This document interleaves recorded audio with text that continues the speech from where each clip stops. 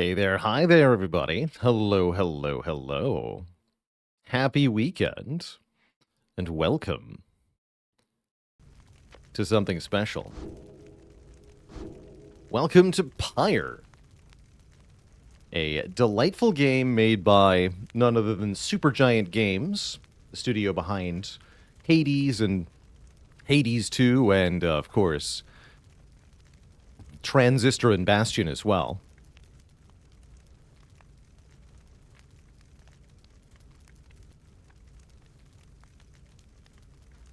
How's it going, Featherfall? Thanks for 15 months, a metric year and a half. Pretty sweet. This came out actually between Transistor and Hades back in 2017, and I don't think it got a whole lot of attention. And I think there's some pretty good reasons for that, actually. This game's definitely unique. Very unique. In such a way that I would really struggle to define this within a genre of any kind, because it's such a bizarre mix of game elements. And it's all tied together by a really delightful soundtrack and fully voiced story. So I'm really excited to show people here what Pyre has to offer, because it's definitely a special game. For context, I've seen about the first third of this game. I was watching a YouTube playthrough long time ago, back when it first came out. Today is, we're doing Pyre because it won our game vote this month.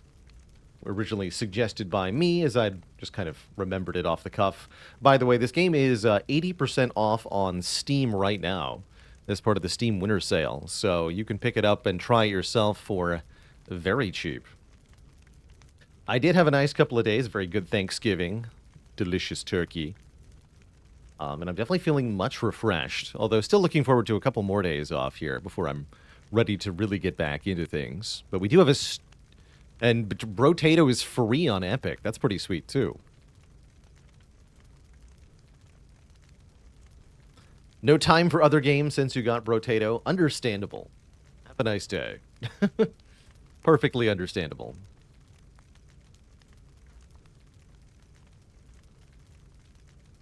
I figure I'll play this with a controller just for coziness. One of the things that makes Pyre unique, at least my understanding of it, is that you don't actually have to win. This is a game with a story, and that story will progress regardless of what the player does, is my understanding. Whether all we sort of win or lose our confrontations will not simply be a progress or lack of progress, but instead is like a branching left or right path in the story. At least that's my understanding of how campaign mode works. Why don't we just start showing people, I think, what Pyre is, though. It's a really hard game to describe. We have difficulty settings, too. That's right, yeah. There is no game over in the campaign. Your choices and outcomes are part of your story. Okay.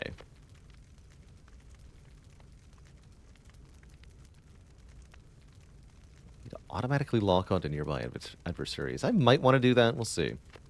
Let us simply commit. Let's see how this feels.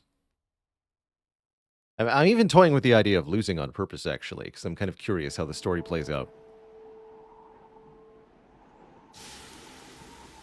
Welcome, one and all, to Pyre.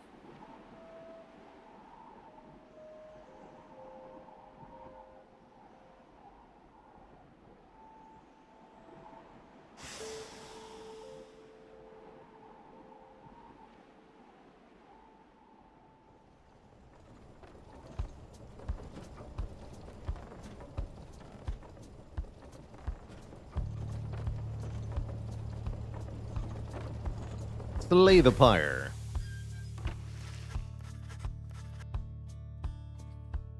Your days in the downside brought slow, lonesome agony. Now, as you lie yielding to the elements, something rumbles into view. 3 shapes emerge, each clad in strange attire. Another piece of filth expelled from the Commonwealth. Right on schedule. What did I tell you? You told us we would find someone alive. Someday. I said we'd find someone alive someday. Just not today, I guess. But don't be glum. You know I see you frowning underneath that mask. Oh, I said it's fully voiced. You're right. I actually was lying. I forgot about that. No, we have little, like, language-esque blurbs of audio for each character, but it is not fully voiced unless I provide it. But yeah, there's gibberish voices. So my bad for that. I was actually completely misremembering. This game is not fully voiced. They didn't manage to pull that off until Hades. Dog Barker, thanks for 49 months. Yeah, fully voiced in Simlish. I will provide the fully voicing. So for this stream playthrough, I was being correct.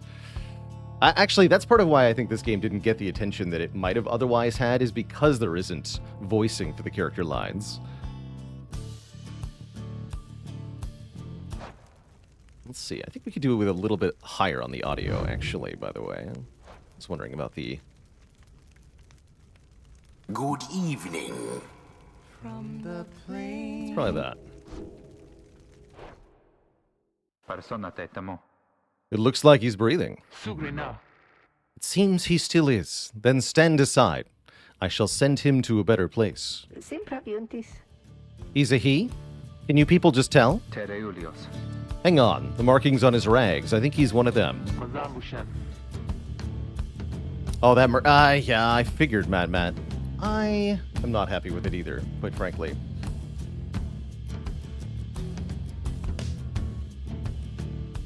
Yeah, that's fair.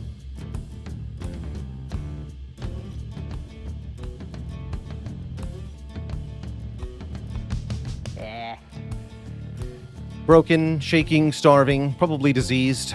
Yeah, good luck with that there, the chum. See you back at the wagon. Indeed, the day grows dim. You have at best an hour. Understood. I won't be long. After the others leave, the man turns towards you and begins unfastening his mask. Hello, my friend. Don't care who you are or what you did. None of that matters anymore. All of us were equal nothings here. You're parched, and he gives you a drink. You ache, and he binds your wounds. You hunger, and he gives you food. Little by little, it helps. There. Turns out, you're tougher than you look. Name's Hedwin. Now, come on. You sense no ill intent as he helps you up and leads you to an old black wagon, nothing like the stately vessels that paraded Commonwealth criminals through alabaster streets. Hedwin beckons to enter the black wagon.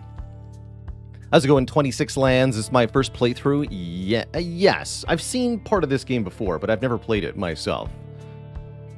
Nor do I know how the story ends, so I'm going to go with yes.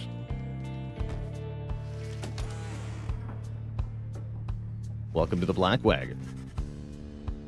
The weather-beaten wagon is as much a mess inside as out. You see the masked woman and the talkative creature taking stock of ancient-looking books. I'm back. And with a guest. She loosens the clasps on her mask. You may call me Jodariel. And as for myself? The small one struggles with his mask. Jodariel soon assists him. Oh. That is to say, you may regard me by the name of Rookie Greentail. Such pleasantries out of the way, the horned woman then motions to the others. She glances at you sidelong as she speaks. Can he do it? Hope so. I haven't asked him yet. What? Then what are we waiting for? Hey, chum, nice meeting you and all, but tell me something. You know how to read or what? He's asking if you're a reader. One who can derive meaning from text. Literacy has been prohibited for centuries. Those with knowledge of the old ways violate the law of the land. Admit it to deny it or remain silent. Who you are or what you did to earn your sentence is no one's business but your own.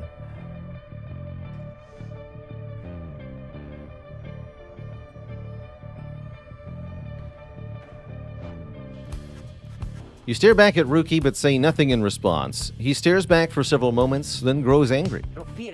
Silent treatment, huh? Now, don't you play dumb with us there, understand? The dumb don't have those kinds of markings. Those are something else. We know what you are.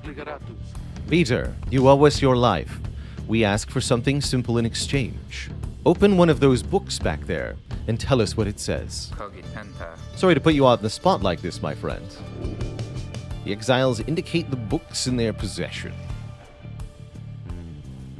Yeah, the art style and the music style in this game, very fantastic.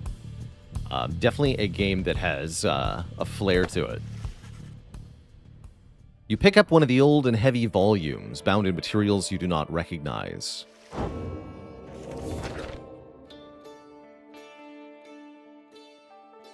You, dear reader, are an exile of the downside.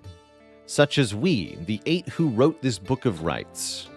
That you possess it and have capacity to glean its words is testament enough to your potential.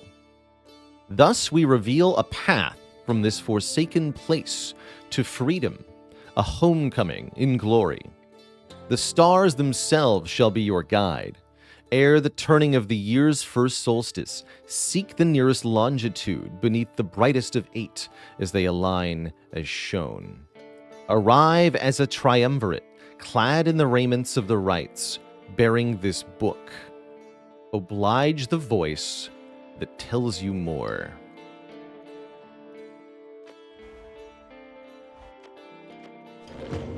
See that in plain text too, if I can't read that. The book describes a complicated method through which exiles can return to the Commonwealth. A proud country risen from the ashes of a fallen empire. Founded on principles of mercy and kinship and exiling people. The words swim through your mind as Hedwyn gets your attention. Well, friend, what does it say? But then your vision starts to fade and blur. You feel your body weaken and give out.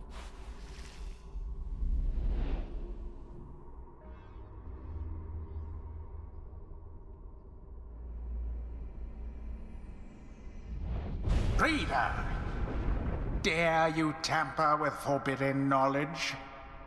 So soon after your sentence into exile. 'Tis true what the book says. You can be free again. Perhaps not you yourself, but someone worthy of the privilege. Wait, voicing? You witness now the path toward salvation. You witness the rights, the one way to return to glory. Sports. Though in your case, I hardly think it possible. Let the holy goalposts be lit. Scribes, it is my duty to inform you anyhow. It worked. So it is true. Yeah, but what now? And where'd the reader go? He should be out there still. For now, we have to put our faith in him. He could abandon us. He won't. You look upon the 3 of them from beyond as Hedwyn then calls out to you. Reader, we aim to free ourselves. We will not grow old and die in the drowned side. And now, I swear to you, when we get out of here, you're going to come with us. But first, we need your help. Show us the way. Freedom. You focus all your mental faculties to do as Hedwyn asked.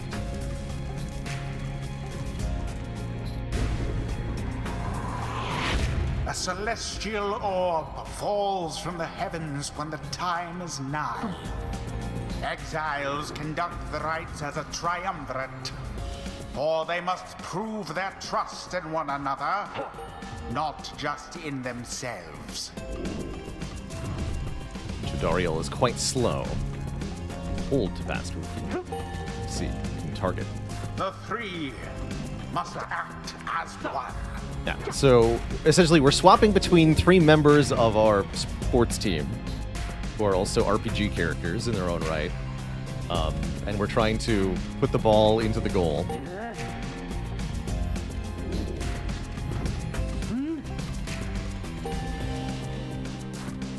The holy goal. Plunge into the pyre with the orb and be purified. Yes, the exiled Rookie has the way of it. Whoever steps into the flame is banished for a time. Then they're in the His timeout or box. her cohorts must make do on their own. Oh, but it is not so simple. In the rites, you shall face adversaries whose own freedom is at stake. Beware the aura that surrounds them, as they shall beware yours. The aura is your wrongdoing. Accept it as a part of you. Dariel has a bigger aura. Cast your aura like a stone. Oops. The charge mechanic on this looks very familiar if you've played Super Giants other games. Again. Just so. Am I playing on keyboard? No, I'm using my Glorious performance, controller for I this. admit. Probably not More optimal, than I but expected from the comfier. likes of you. Grasp the orb once more. The orb absorbs the aura, then the orb quenches the flame. Now I say jump. Leap with all your strength. Into the flames. Thus sails the orb into the waiting Jump over flame. their aura for the finale. Now snuff out the adversary's pyre, whilst yours yet burns. Wait.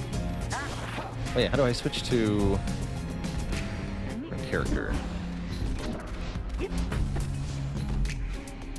Oh, I see. There we go. 'Twas dangerously close. He's been banished. I've been banished.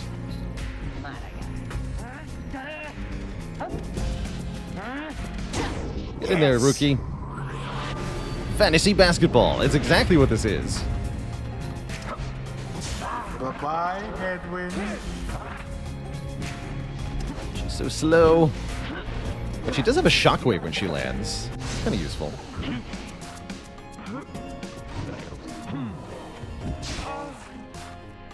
Can you toss it into the adversary's pyre? Ferocity Find out. unbridled. Oh, she caught it.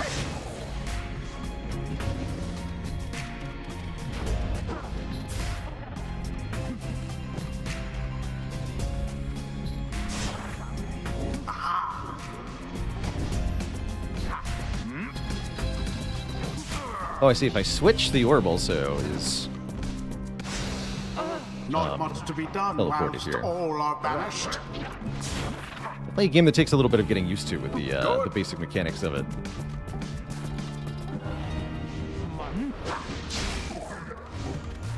Looks like they follow the same rules where only one of them can move at a time. All banished.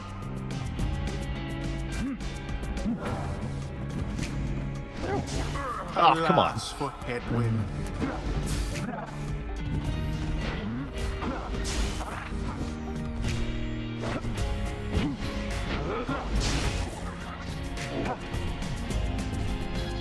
Go, go, go. No! Almost pity what transpired. She's too slow.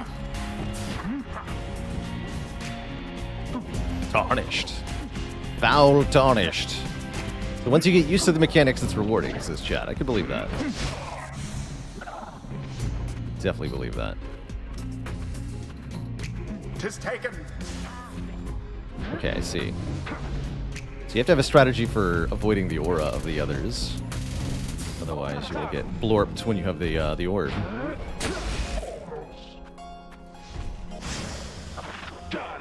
Roasted. You have it. Jump in there. Jumping. Jumping is key. Yeah. Passing is also helpful.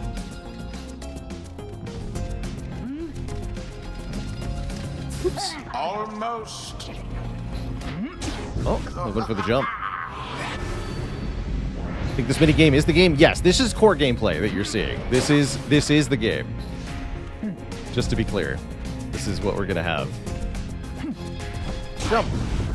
The rite is complete. Okay, tutorial passed. There, dear reader. Now you understand. Or do you? Or do you? This was but a glimpse of that which lies ahead. Terrifying. I would tell you to turn back. Cast down your hope. But all those such as you never listen. At Tito, thanks for 11 months of support. Happy weekend to you. Or do you? The others are still picking themselves up as you awaken. Well, that was something. That was our way out. So now we just follow the stars, or what? Supposedly. Reader, come, let us regard the night. Jodariel leads us outside, where a clear night sky awaits. Now show us, before the howlers catch our scent, where shall the rites commence? Speak out your destination.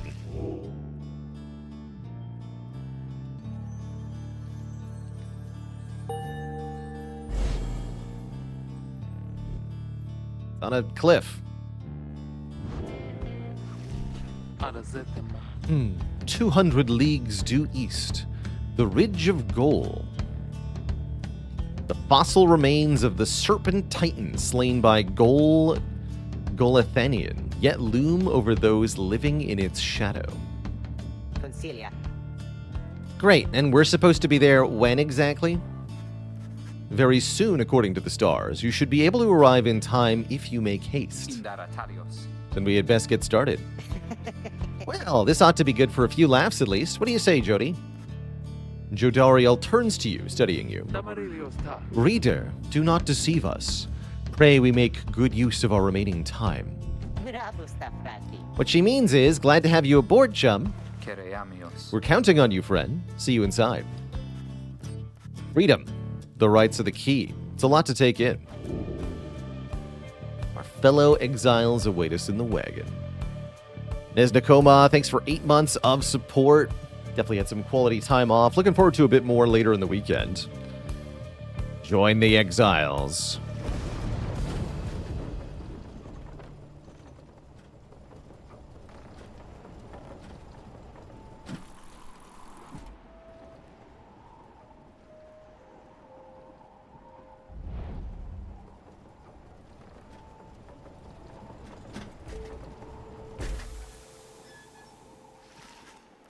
You arrive in Downside Prairie where the road ahead is forked. There's a lack of consensus about which way to proceed. I'm telling you, we ought to take the northern pass. Got an associate holed up in Hollow Room I've got to pay a visit to. Besides, small exile encampment. Eye on your associate. Best we head to Blooming Pole and avoid attention. And you get stuck in a bog while we're at it. The dispute continues as Hedwin listens for a while. What if the reader settled this? He marks the way, we get us there. If these rites are meant to test our faith, then we'd best learn to trust the reader's instincts on our path. No second-guessing him along the way. Can we all live with that for now? Yeah, sure. If necessary. Then it's settled. Just point the way, my friend. The stars guide us through you. You may now choose a route. Certain junctures. Ricky knows someone here who owes him. Jodariel thinks she can find rare flora here. Let's check in with Ruki's associates.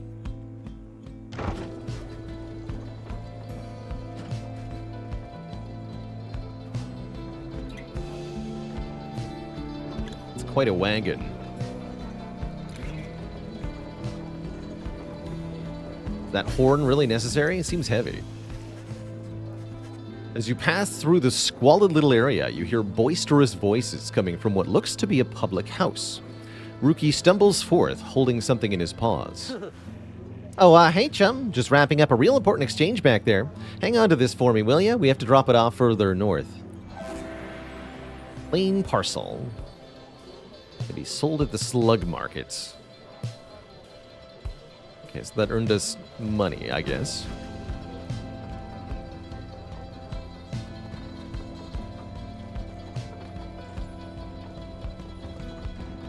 And yeah, the visuals of this game are absolutely gorgeous, as to be expected from Supergiant.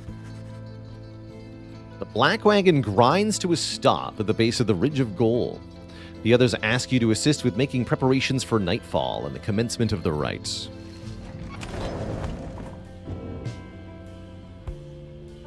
Commence the rites. Wait, but there's stuff in here.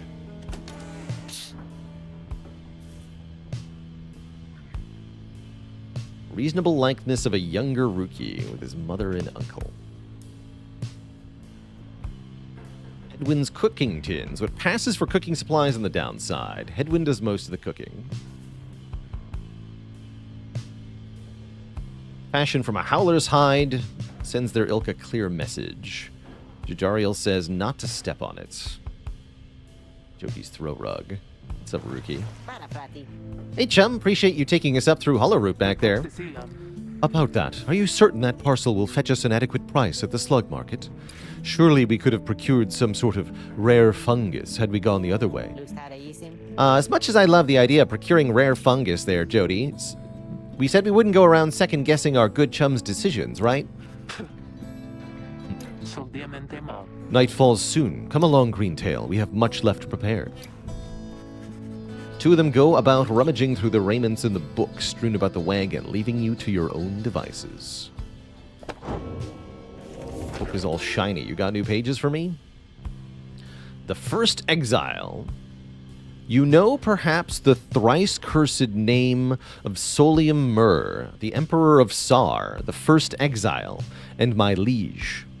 This chapter concerns him and those who found him in the downside. Each of us was sent to take his life. Such was the hatred for him in and around his country. Yet we found in Solium Mur a man transformed in body, mind, and spirit. A man deserving of much more than mercy. In time, he named us all his scribes, and he became the eighth. It is my greatest honor now to share with you his deeds. To know his story is to know the rights. The book will reveal more to us in time. Really, really like the story world they created for this game. It's part of why I was interested in coming back to it and actually seeing this to its conclusion, which I would like to do. I'd like to play through the whole thing here because this game is so compelling in its storytelling. If maybe not its gameplay. As darkness falls, your fellow exiles stand together, clad in the raiments of the rites. The preparations are set. However, everything is still in calm. Soon they grow restless. Keep telling you, there's nothing here. What a bunch of idiots we are. If we traveled all this way for nothing, I don't think we did. Look up. Seems we're in the right place.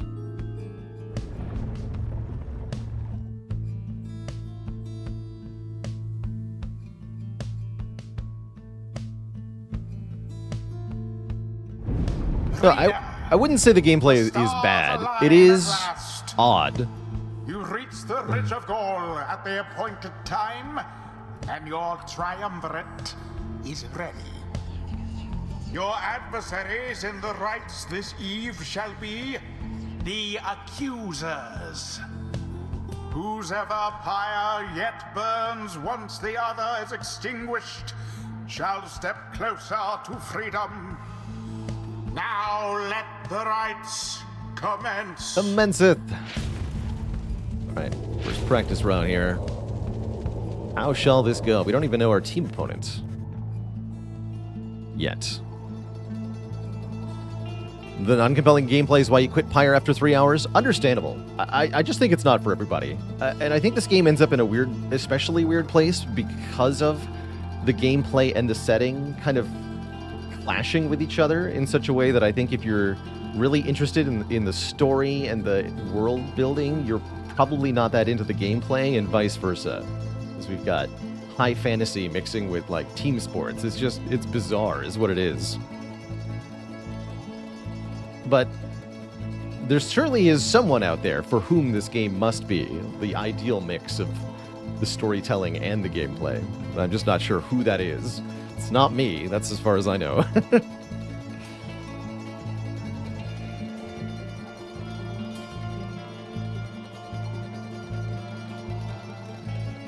Acid Vega with the Prime sub and the 12 months of support. Everyone ready? Nunca digra. Let's hope so. Be still, we have a visitor. The one whom she refers to steps forward. At last, the Nightwings grace us with their presence. I see the reports of your demise has been exaggerated after all. Even I was beginning to think you were gone for good. Nobody moves save for the man robed in gold who unfastens his mask. Surprised to see old Lendl again? I trust you remember my face, though you must have assumed never to see it again after last time. The apparent leader of the exiled triumvirate you encountered at the Ridge of Gold. And Masters Out of Nowhere with 28 months. One of their favorite games. Rancid fan voicing the same opinion.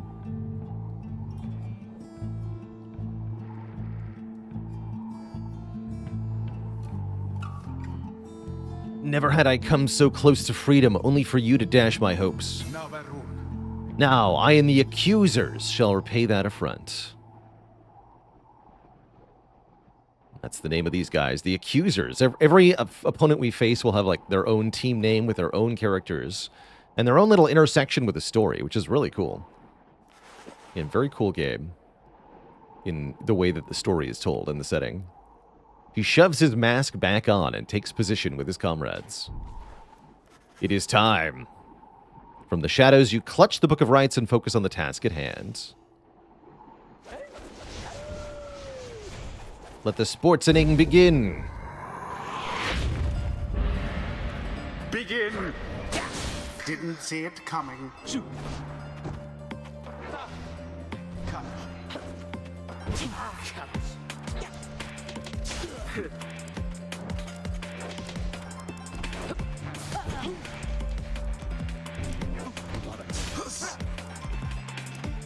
Interesting.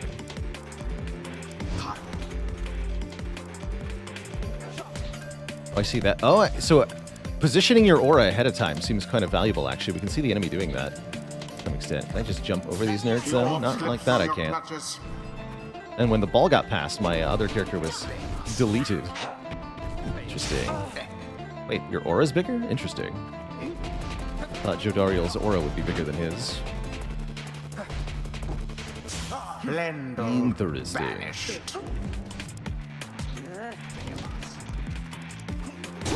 Have the accusers underestimated The you? easiest to score goals with the rookie, but he gets the least points for doing so.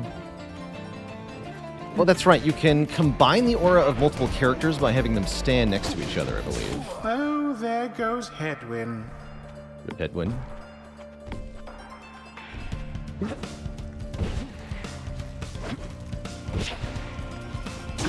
By the scribes. By the scribes. No, I shall not accept defeat from you again. Hear me, accusers. Stand your ground. Let your auras boil and rage. It seems that you have flustered the accusers. Defensive stance.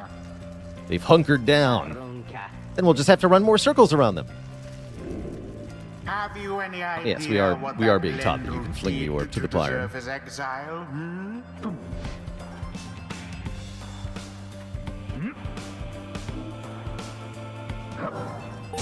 A daring display. That seems to get Flinging full the points. orb into the flames like that.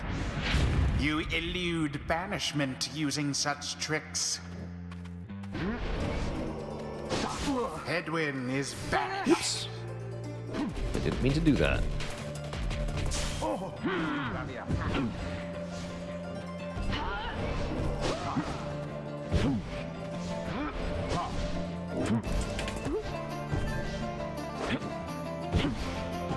Jumping OP. In the name of Solim, All right, it's on you, rookie.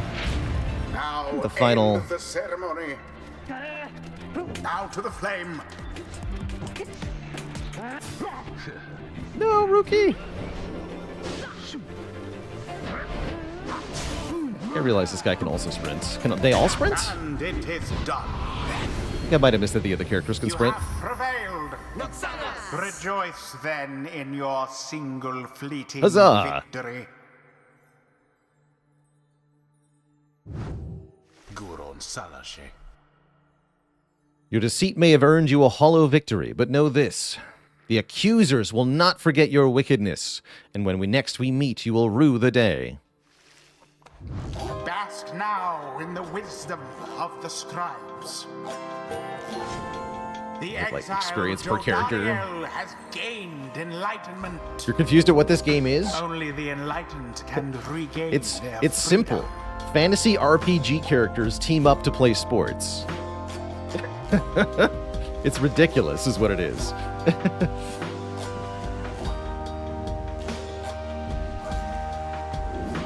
It's ridiculous. I mean, we have perk trees and stuff, too.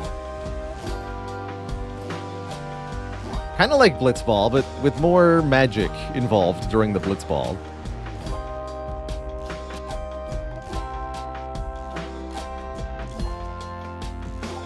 You're saluting your adversaries. Bigger aura. Yeah, I want bigger aura, The demon Jodariel. scribe bestows his favor.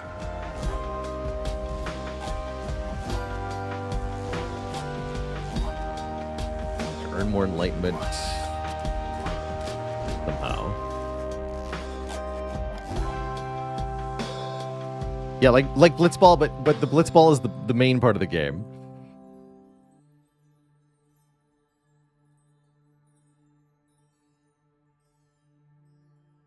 After the rites, the accusers disappear into the darkness. As you return to the wagon, in the still night sky, you see a single star burns brighter than the rest, beckoning you onward.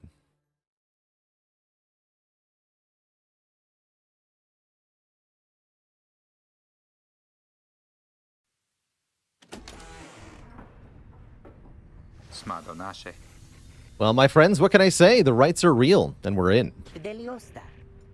Getting out of here, club. Next on the agenda, keep chasing stars until we're free. Consilta vidias. Until we are free. Consilta vidias. Until we're free. Here, here. Sounds fine. Might as well be us instead of Lendl back there. Anyway, guess we better start packing.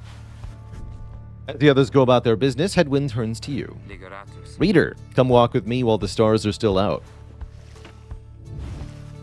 You and Headwind walk in silence for a time before he speaks up. Kisentirna. You have questions? Come, ask away. We need you in on this for the long haul.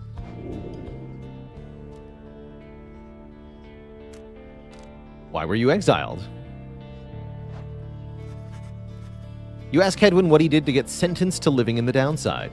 He maintains eye contact and his smile. Some terras. Good question, my friend. We're going to have a lot of time to discuss that and many other things. Make you a deal. Read the stars for us again, and I'll tell you about it on the way. You sense he speaks truly as he beckons towards the fading dark above. Music is so good, though.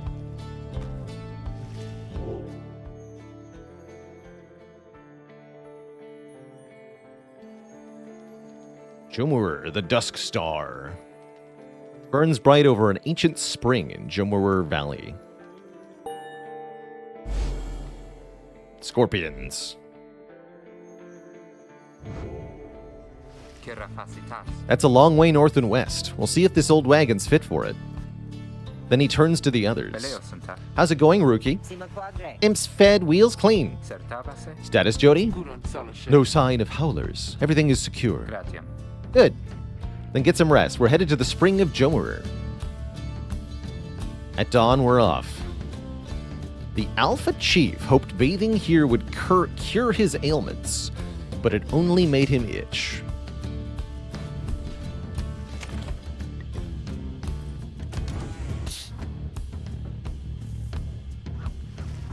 You find Rookie rummaging in the corner of the black wagon. Chisat frati. Hey, chum, you know what? It's good having somebody else around besides those two.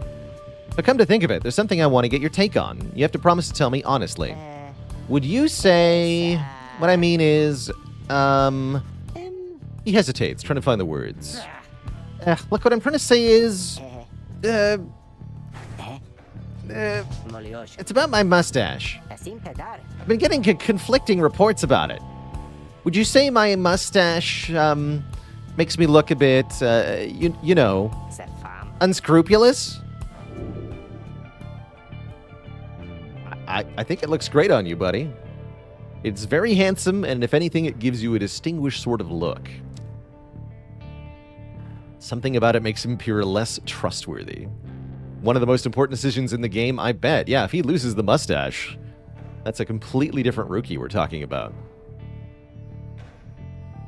You look great, buddy. You suggest Rookie's mustache looks perfectly fine. He grins wide at you. Tiramester. Couldn't agree more, chum. I knew straight away you're a real judge of character. Anyway, got to check the wheels again for mites. See you around. He bounds off out of the wagon. Rookie gained +1 hope with an extra right. He mustache me a question. It's a pretty hairy situation.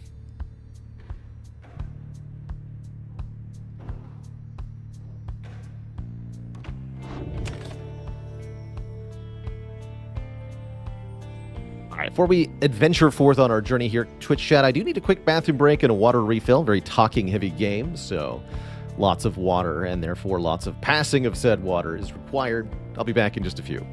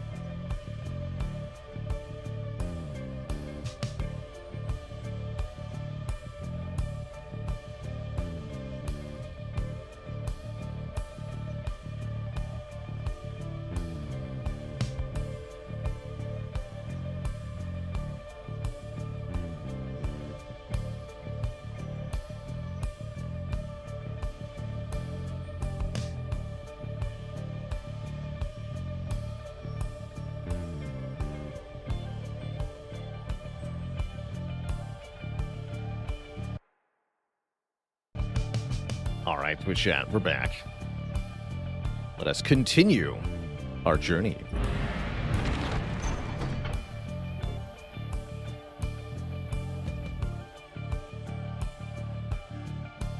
To Jomur Valley.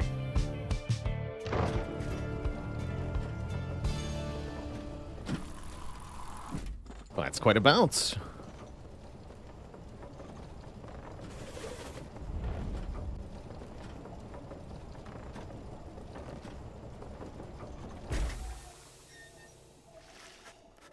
The climate here in Jomur Valley is hot and uncomfortable. On top of La that, tempra varen. we have a stowaway. Home? We can go home? She must have latched onto the undercarriage as you cross the ridge. Her manner is odd, though you sense she means no harm. You must have overheard some of your fellow exiles' conversations. No. You need but say the word, Hedwyn. Ashe Talios. Come on, you can't be serious, Jody. She's just some kid who managed to climb aboard our wagon undetected, but still. Volta. Do it, Jody. Jodariel approaches the girl and looms over her. Dolorantas. Listen to me, girl. We cannot guarantee that we shall get you home, or any one of us. But at present, we have room for you and adequate provisions. You can come with us for now. Tutorial leaves without awaiting a response, presumably to make room in the wagon for your new guest. The stowaway is overjoyed. Really? You're so kind. You're most kind to someone you just met like me. May the 8 scribes smile upon you all. She claps her hands, bursts into laughter, and performs some kind of dance. Rookie stares at all of this and leans in close to Hedwig. Hey, so what gives? First the reader, now we're taking her along. What, we gonna take in every mite-bitten drive imp we find now too? Easy, Rookie. I think he'd want for us to bring this one along. Who, Sandalwood? I thought you said he asked we find someone to fit in every type of mask. Near as I can tell, yours would fit her just fine. Sandalwood. Name of some informant. He asked that we use our best judgment. Besides, we send her away, she'll go telling anyone she finds about us. Can't risk that right now. So, I can come in? It's very hot and I'm a little thirsty and tired too. Yes, you're welcome here with us. One question though. What do we call you? This is embarrassing, but I don't know. It's just back home they called me lots of names, like for the color of my hair. They made fun of you just because you got gray hair? That's it! My name, it rhymes with gray. My name... Oh, it's just they called me lots of names. You sense the girl is struggling to recollect a certain name she felt best suited her. May, we can choose. She looks like she could be a May, doesn't she? She does look like she could be a K. She could definitely be a Fae, of that you have no doubt. You suppose that she could be named Day. Her name could be Zay, however uncommon it might be. She looks like she could probably be a Shay. She could be a Ray perhaps as well. There are several other names ending in A of which you are aware. She looks like her might be Lay, you suppose. She could go by Che, perhaps or perhaps not. She looks as though she could go by the name of Nay. She could maybe be Tay, couldn't she? She looks like she could be a Zay, for sure. Gay the Grey was perhaps how her tormentors made light of her. You sense her name is Bay. This one cannot possibly be right, can it? Den Jurgen Wergen, thanks for 14 months of support. I like Nay. The Nay. You suggest the girl's stowaway name is Nay. Why, that's it. My name is Nay. Where I am from, they called me Nay the Nuisance. Oh man, they have... How many names did they come up with for this? You have to do one playthrough for every name. Required. WhatsApp Premium, thanks for the Prime sub in 2 months. But I guess maybe you don't have to say that part because I didn't really like it. Your fellow exiles decide to bring Nay along for now. She almost collapses from exhaustion, so you take her in and show her somewhere she can rest. Nay joined the group. More permutations than Spire confirmed. There's only up to 10 cards in your hand, but there are more than 10 names for Nay. Therefore, more complex game confirmed. It's true. The Black Wagon arrives at a somewhat peaceful stretch of Joe Moore Valley. Your companions wish to hole up here for the night to give Nay and all of you a little time to rest. Consider thy options. But first, talk to Nene.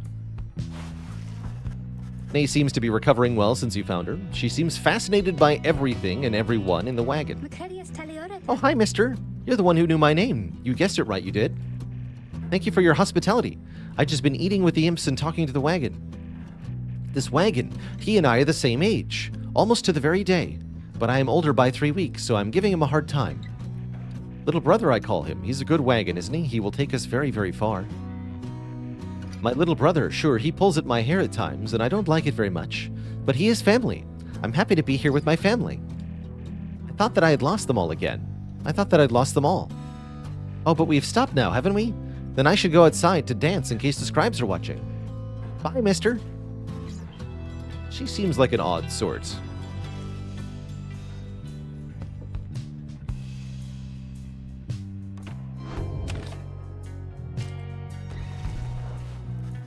Your fellow exiles are taking a moment to unwind. Jadariel motions for you to join them. Leveterna zona. Best get used to your new life here, reader. We seldom get such moments of reprieve.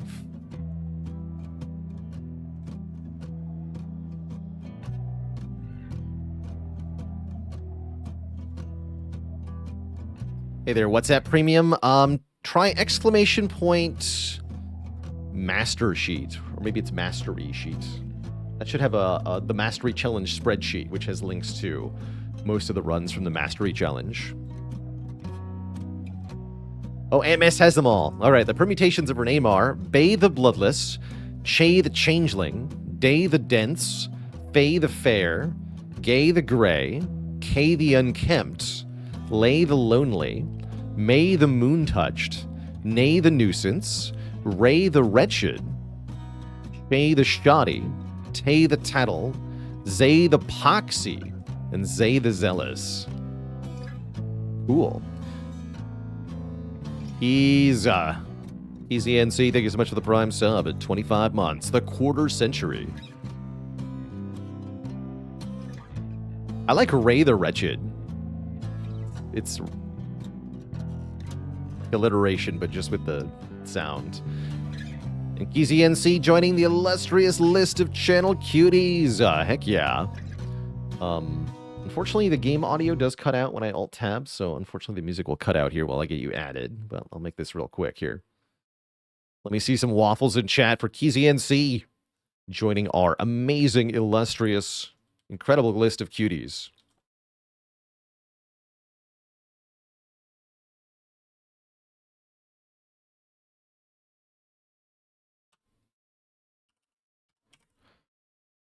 All right, you're on the list. Sapisa. You could join me for a little stroll if you're feeling up to it. Always something to be foraged around here. Samisara sumana. Or you could teach us more of what you know. Perhaps prepare us for the next rite. In any case, we do what we can to stay busy. Keeps a sense of isolation well at bay. Locations. Use what time we have. Forage for resources. Hone your skills as a reader to grant small global bonuses to your fellow exiles. Or mentor a particular exile to raise their level. I want small global bonuses. Study the book. You find a relatively quiet clearing to study the Book of Rites with undivided attention.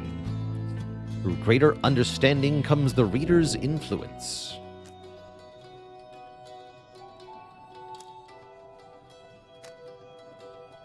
We can have reduced banishment duration, move faster, more aura size, or more damage to the pyre. I want presence. Embiggen my aura. I want a huge aura on Jodariel. You tune yourself to the strange and mystic properties of the Book of Rites, embracing such as possible that which cannot be explained or truly known. Inspiration comes in a flash, whether from the book or from within, you cannot tell. Gained tenacity. +1 presence to the Nightwings.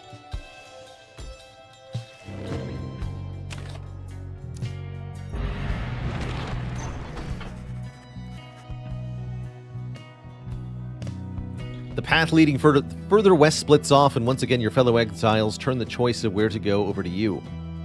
Nay seems enthusiastic for whichever route. Nay believes those who travel this path shall be as strong as goal of the 8 scribes. Nay believes those who travel this path shall be as swift as Jomurer of the 8 scribes.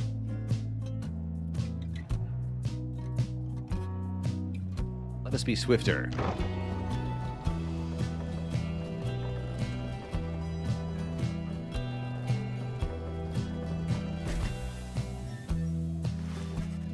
Nay is behaving stranger than usual as you traverse the dusty wastes of Fall Flat. Even the wild curs of the valley avoid the oppressive heat of this place. This was the path that Jomurer Manymane ran across so many times. Can you not feel his presence, him and all his friends here in the sand and in the air and all about? Jomur was the sixth scribe, known as the Brave of the Alpha Chief. United the Curs under a single banner and charted half the known world. At first you pay it little heed, though later you observe your fellow exiles seem to have more lightness in their step.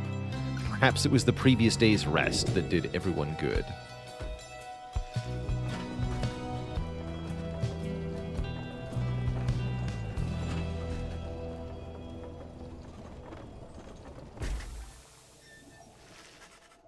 En route to the Spring of Jomur, you hear all about the roving slug market, which appears to be nearby. Ruki insists you take a look.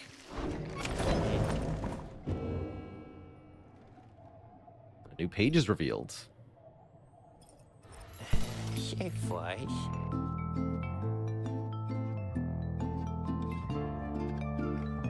Hey guys, how's it going, Mr. Greentail? Been a while and all that. Hit him. Hey Ron, it's going. Say, how come you've set up shop all the way out here? Isn't this a little out of the way? Oh, well, let's just say you guys, you ain't my only customers. You see, Dad and I, we know this business pretty good. We've been out about the block and so. As Ron keeps blathering, Ruki signals to you in a furtive way. Got it. Here's the deal, chum. Got an informant that says there's something here connected to this rights business. See if you can spot it. Should be able to pawn off some of our stuff to make the trade. And don't even worry about Falcon Rod. So anyways, you guys got something for me or what? That plain parcel you got there, I could take it off your paws.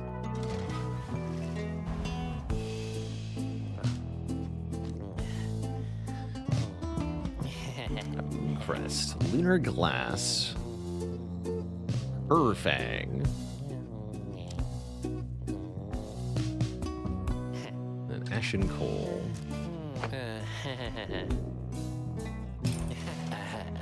Hey, you know, I'll take it. Mr. Greentail, though you drive a pretty hard bargain. Now, are you gonna take something off my hands here or what?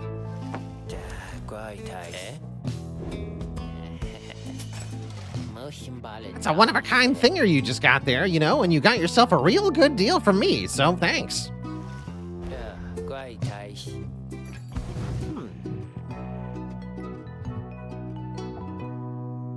What are these voices? I mean, how would you voice a tiny gremlin man sitting on top of an ogre's head?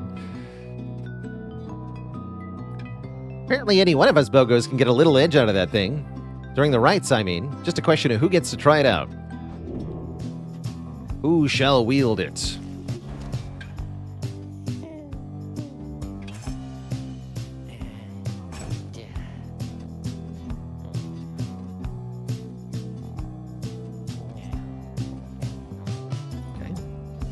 Oh, I see. I can...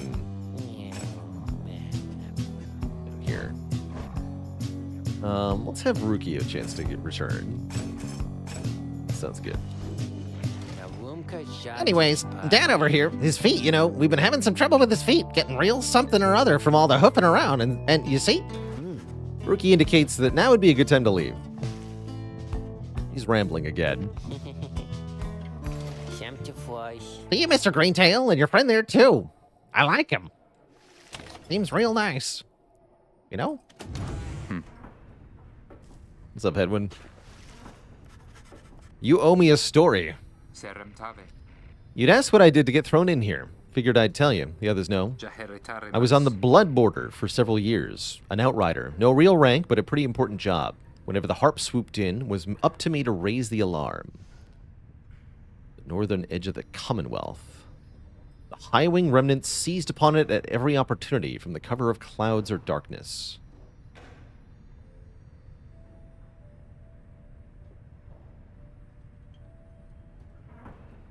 They faced winged attackers. One day, the harps came in without warning. No alarm. It was a slaughter. So I heard, because I wasn't there, I was with one of them. Look, that's a story for another time. Point is, they branded me Hedwin the Deserter before they sent me here. Failing to raise the alarm. Seduced by the enemy. I didn't want to fight. I abandoned my post. My friends, they paid dearly for it. I ended up down here. Edwin looks at you as his smile reappears. It's not something I like to talk about, as you can tell. But I know that you'd been wondering, and you deserve to know. I made a promise to you earlier when we first met that you'd go free if any one of us go free. That promise might not carry that much weight, I guess, coming from a deserter. Nimkaranam. Anyway, that's all. Thanks for hearing me out. There's not much good in the downside, but at least the past is behind us. He leaves you there to consider his words. Bio update. The Last Emperor. In the words of Golathanian, the Master General. How many nations did I scour in the name of Solium Mur? How many countries fell before our spears and blades? Such questions mattered less to me with every passing victory. Our legions swelled across the land, and our dominion grew. The Emperor Solium Mur paid all this little heed. He only tended to his personal affairs. Our legions relished the autonomy. We did not know that the Emperor cared nothing for his legions nor his people. He cared only for that which was before him. One day he learned of such a thing as to befit his name, and vowed to seek it out.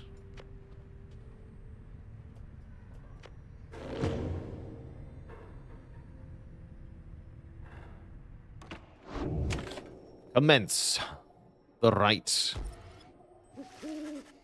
As you complete preparations for the rites to commence, you notice Nay approaching. You notice that she is wearing your companion's raiments. We can go home? Manzara. Nay, I thought I made myself quite clear that you were not to touch those robes. Oh, I'm sorry, Mr. Doriel. I thought that maybe you were being funny. Saventusta. Unbelievable. Uliosta. Hey, something's happening in the sky. I think we're up.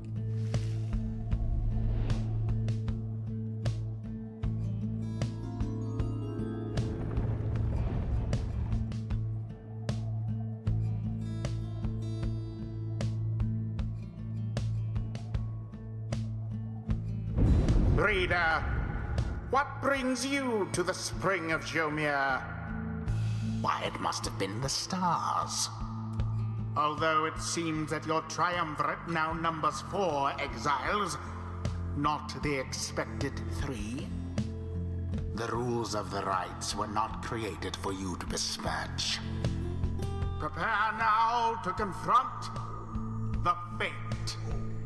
They still honor the traditions of the scribes, and surely have been longing for this chance. But first, you have a choice to make.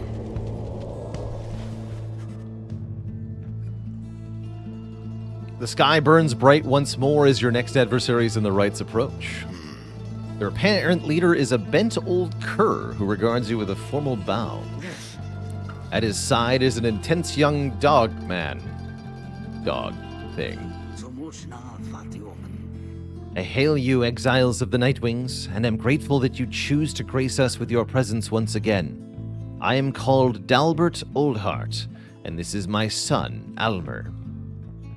Foster son, that makes sense. He's not a dog. Natandem, father. We need not greet them, father.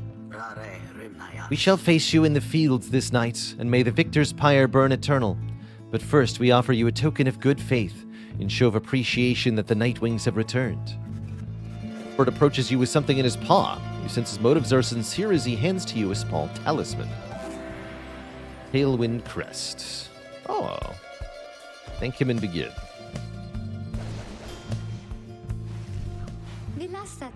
That cur was very kind, and his son, he was so caring, wasn't he? When can we start? I want to help you beat them. We need 3 of us exactly to conduct a rite, but we've got 4 now. It ought to be his call. If anyone has to stand aside this time, I volunteer. No volunteering, chum. It ought to be the reader's call, remember? Very well then, reader. Who shall it be? Now we shall get started. And show my adversaries. Cool, I can see their stats. Albert, Almer, and Enya. Cool.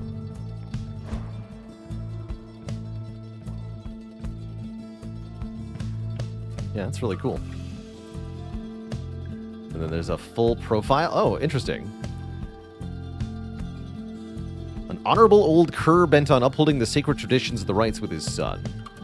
He's an elderly cur bearing some of the traditional markings of his predecessors, despite Commonwealth doctrine expecting a more modern appearance from his kind. He has a very cordial and sincere quality about him. Omabi, thanks for the Prime sub in 23 months.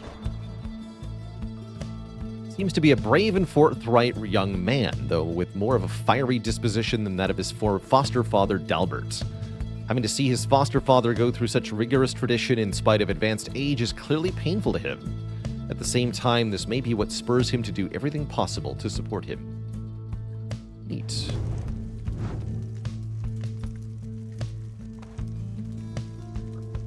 Let's give the quickness to Jadariel.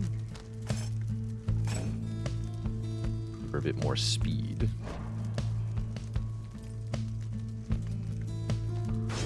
Ruki.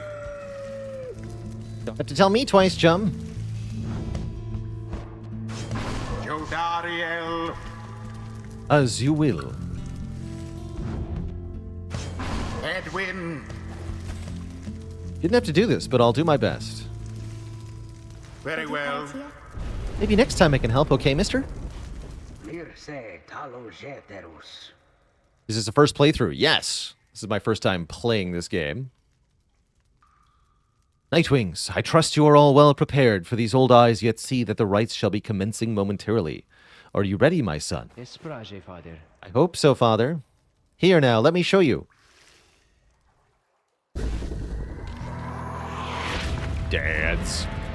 Now begin. Seize the orb. Oops. Oops, that was also not what I meant to do.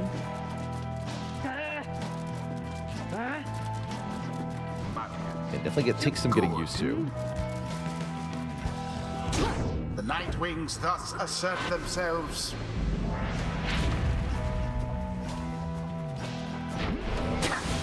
Old Dalbert's son went poof.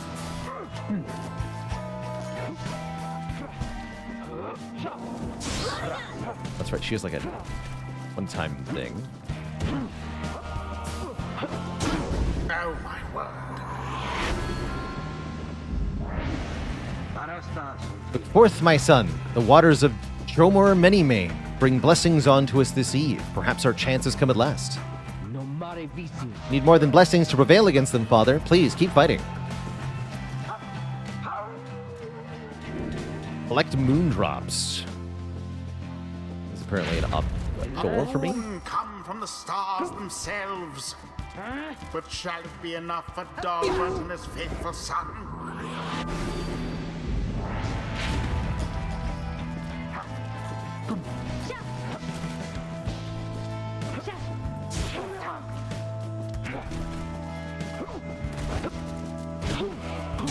Jodariel doused the adversary's flames. No more than a lick of flame remains. A mere attempt. Oh, he's fast. The orb flies true. They scored on us. Good for them.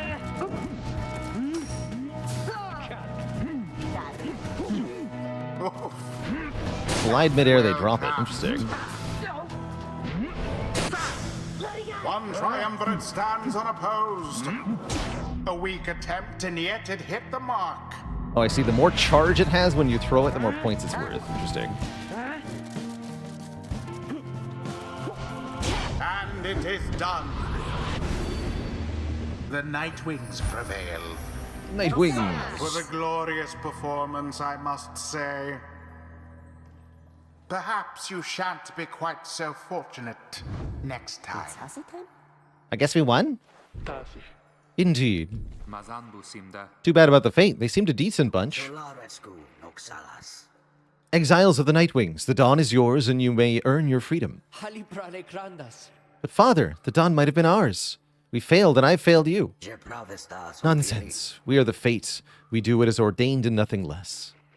Now let us go, my son, for I am weary once again. There is much to learn from this experience. Avente ta. I think I'm beginning to understand something of all this, my friend. A form of leveling.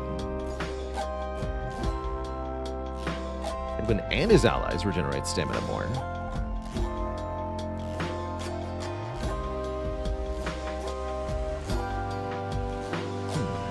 Buffing the whole team sounds good.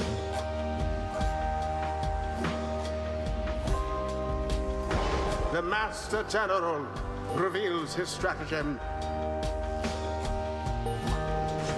It seems the exiled rookie opened up his eyes. See that, chums? Old rookie Greentail's got some biting him yet. Rookie can jump a second time. Well, that seems good. Rookie deals more damage. Seems good too.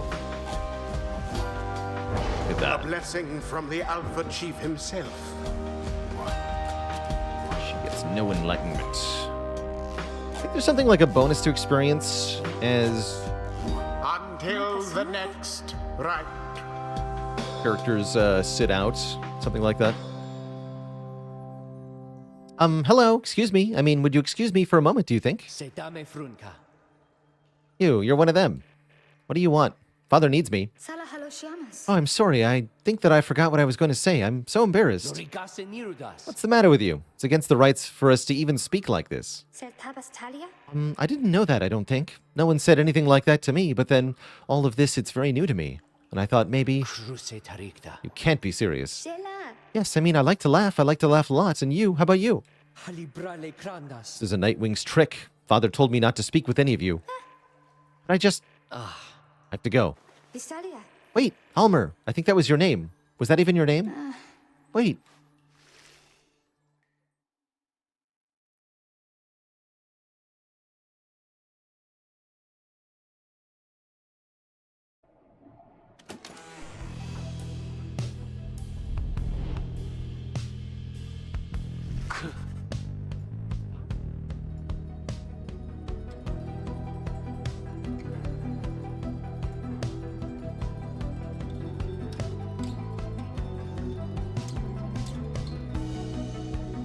And a dad joke for the crowd, courtesy of Mia Kitten Game. How did the Nightwings get a whole bunch of costumes on the cheap? They bought them at a Pyre sale. No refunds. As you return to the wagon after triumphing over the Fate, you notice Jodariel tense up and frown more than usual. Where did he go?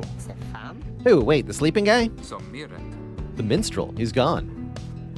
You see, it is true. There was no trace of the lone minstrel who had been lying still in the corner of the wagon all this time. You join the others in search for him outside. But I even noticed him. I don't think so. Your fellow exiles have revealed nothing to you of the lone minstrel or how they found him, though you sense their concern as they scour the vicinity for him. Nasivaram Kieras. We'll worry about the minstrel, friend. You worry about the stars. Wherever they guide us, that's where we go.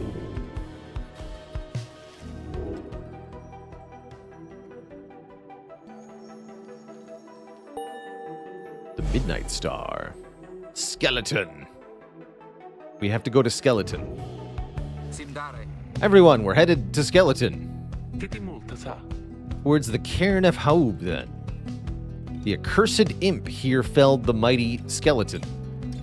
Jack's Six Shoulders was his name. Crecare. That's right, we have to risk it. What if that minstrel guy doesn't turn up by then? Tirta. We shall find him, on this night or another. Perhaps he's been barred from entry. Oof.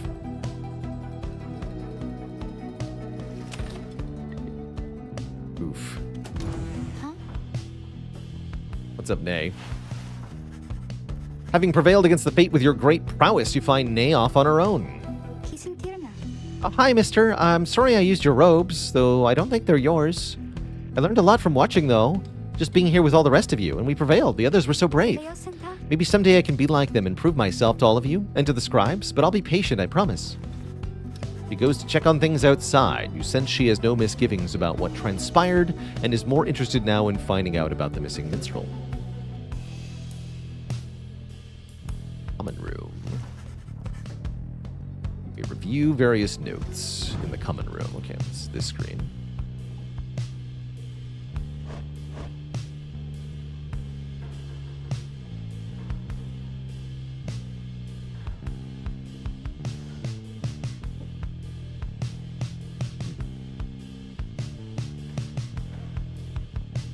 So Jadariel has become a demon by virtue of living in the downside for too long.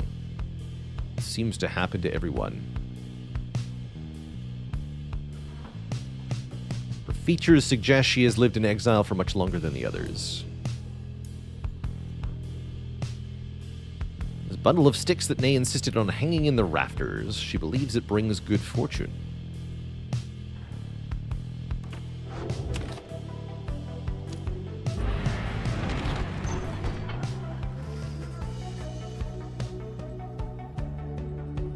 There's no sign of the lone minstrel, although Jodariel tracks potential signs of movement east, the same way we're headed. We consider where to search for him.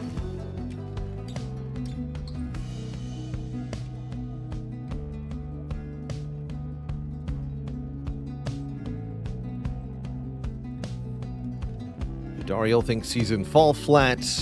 Edwin thinks he's in Glue Hive. Let's go with Jodariel's instincts here.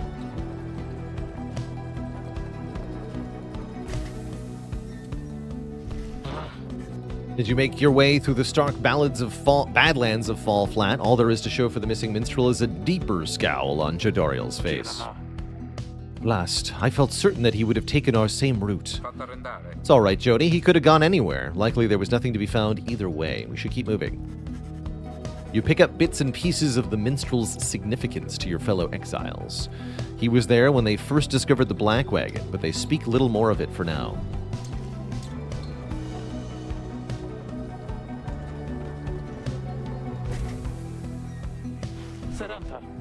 Stop the wagon.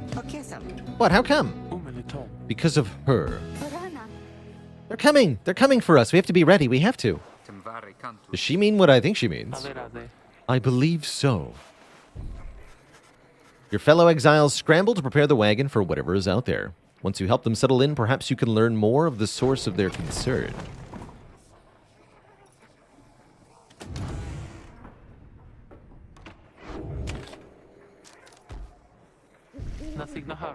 They are coming for us. They fear the scribes. They fear the scribes. I know they do. What's she talking about? What's going on? Howlers. Lots of them. Then what are we going to do? They fear the scribes. Calm yourself, Nay. We shall give them reason to fear us as well. We'll use the raiments and the books. Indeed. One of us can draw them out under the reader's watch. It shall be just like one of our rights. Edwin turns to you.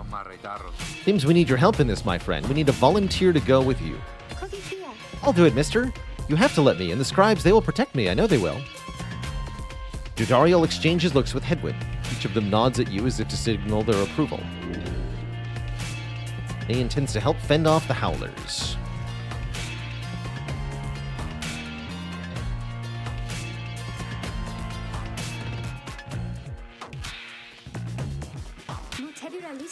That howling sound, it means they're here. Oh, by the scribes, they're here. And off the Howlers.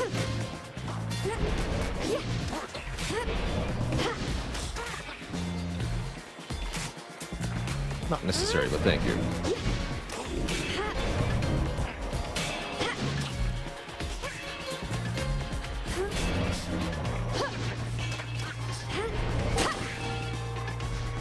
I get money based on how many of them I get, looks like. Wait.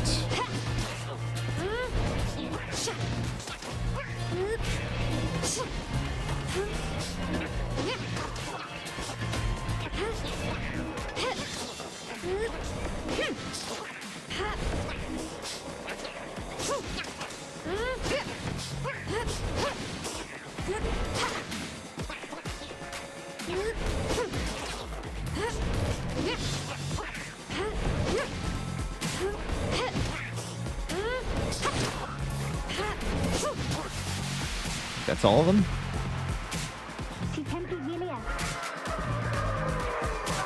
Oh, many more.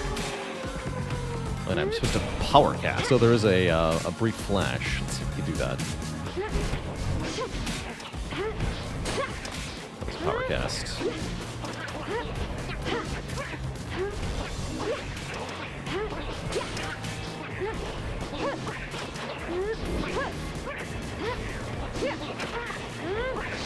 power jump.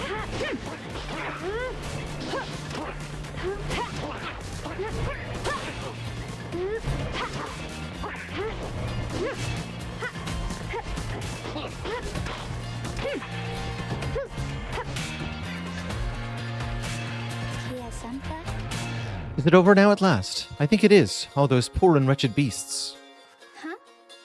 Just then, Nay spots something creeping towards her. What?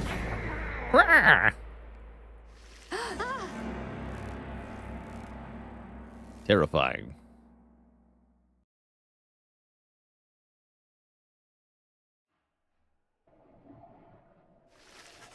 The howling subsides as your fellow exiles scramble out to check on Nay. You find her in one piece, along with an unfamiliar little face. Isn't he the best? Can we keep him? You sense a depth of experience in this creature, at least judging by Drive Imp standards. In fact, you feel a connection to him. If you concentrate, perhaps you can derive some meaning from the calls and screeches. The Drive Imp seems both excited and frustrated by something.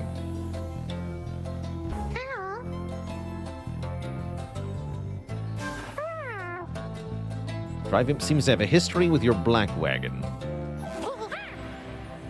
The Drive Imp recognizes you as the new reader of the Nightwings. He is pleased to meet you. You can now understand this unusual Drive Imp. Drive Imp seems satisfied at having gotten through to you, and you can explain your companions what little you've learned of him so far. No one argues against letting the creature come along. Inside the wagon, the other Drive Imps stare at him with something like reverence. The Drive Imp joined you. He seems to know his way around.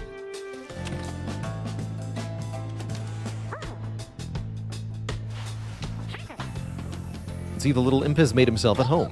He rushes right up to you. Seems very pleased to be in the wagon. Indicates he was able to find you thanks to the swarm of howlers. He has no love of howlers, and they know not to mess with him either. He plans to set up a nest that should ward off any further trouble from them. He looks forward to the road ahead with everyone and believes it shall be worth it. He seems to be saying he's happy to be back where he belongs, and he urges you to keep going. He bounds off towards his brethren, settled in the wagon's rafters. Adorable.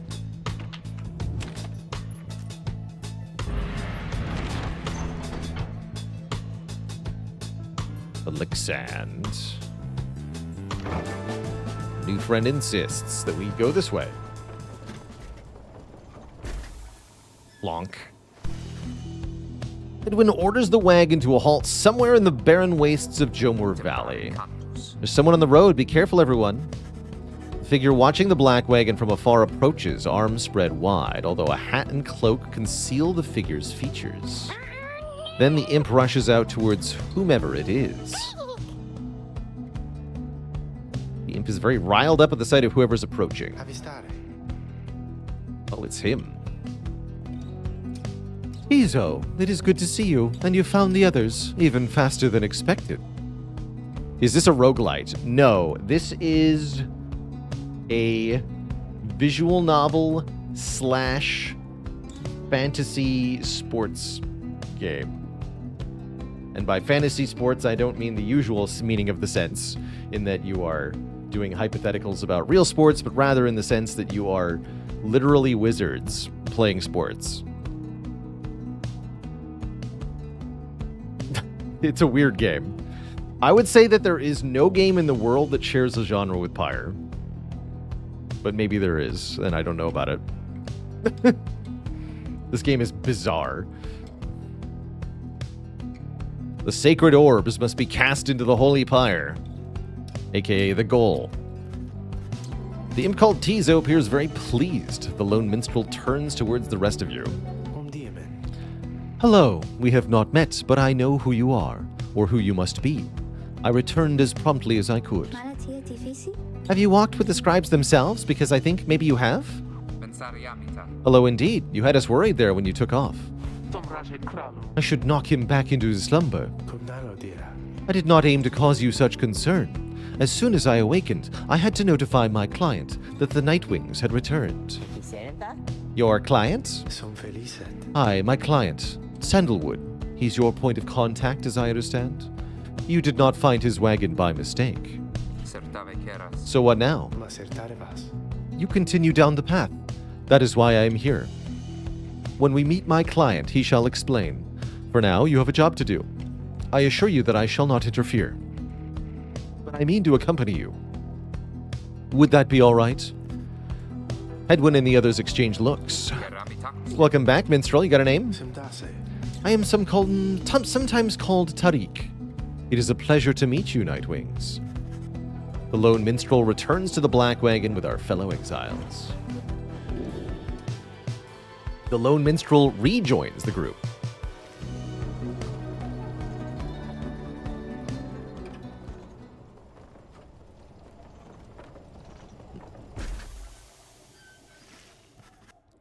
The Cairn of Haub is a foreboding sight. It is here the next rite, aka sports match, is soon to commence. Reader, if you have a moment, once we are settled on these grounds, I wish to speak with you in the wagon, at your leisure. Oh, it's him. Oh, hey guys, fancy running into you this side of the sand. What can I do you for? Ron, how'd you make it all this way ahead of us? Come on now, Mr. Greentail, you can't just give up my business secrets. What I can do, though, seeing as you being such good customers all, is provide you a sample of a little something you might like. Here, check this out. Seeing as you bought that moon crest from me earlier, why, I'm thinking you could use this. Pinch of Stardust raises the rank of certain talismans. One time. Sounds nice. And he sells more. It's cheap, too. I will purchase this. I know you're gonna like that stuff, guys. It's pretty whew. Know what I mean? And if you want some more, I know just the individual and his dad who can get it. Catch my meaning? Lucrative contract. For banishing an adversary, their bearer gains 1 gold up to 10 times per right.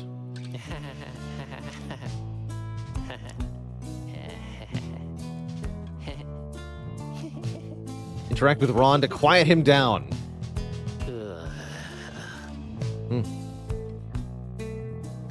Good talk, Ron.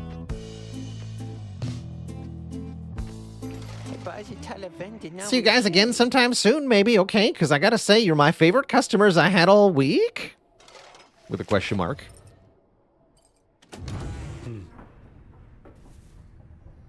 White Lute, the lone minstrel Tariq's musical instruments with which he chronicles great deeds through song. Interact to listen to various music.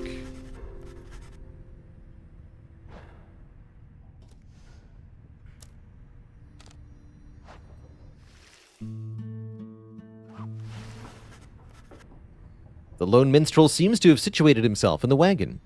He's very still, not unlike when he was sleeping. Reader, I shall keep this brief, as you shortly have a rite you must conduct. You have read something of the Book of Rites, which means that you may know something of my nature. On the contrary, you know not what he means, and he soon senses this. Forgive me, for I spoke too soon. Suffice it, I have served the Nightwings for some time. Conduct the rites with glory, and you shall achieve what you seek. The lone minstrel nods farewell to you and steps away.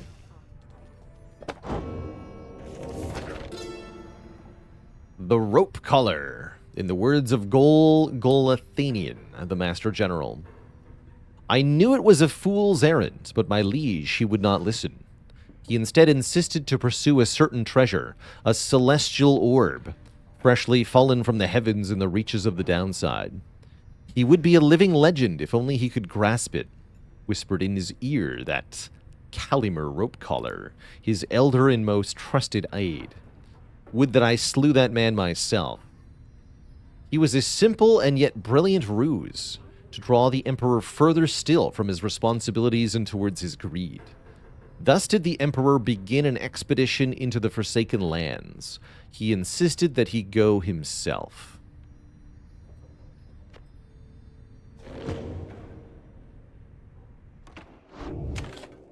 Commence the right. Perhaps also the wrong. You and your fellow exiles gather around the sacred site known as the Cairn of Haub, anticipating the hour that the rites are to commence again. All is quiet for a time, and then... from out of nowhere charges a gangly cur. He stops short and gives you a mighty sneer. That's Barker Ashpaws, real piece of work. Just don't make eye contact. Oi, well, would you look at the slots? Even got one of our own, consorting with the two-leggers. You're a disgrace there, mate, you realize? Good to see you, Barker. You're looking well. Didn't know you knew about the rites. Oi, I know about a lot of things, my friend. For instance, I know you're going to be very, very sad after we wipe the floor with you here. Don't know whose back you scratched to earn yourself a spot on the high and mighty Nightwings, but I'm going to make sure all of you regret it, because why not?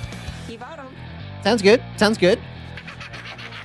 The cur Barker laughs away as his pack stumbles after him. You hear them howling and cackling as the stars above begin to glow. Nice dreads on that skeleton, by the way. Dig.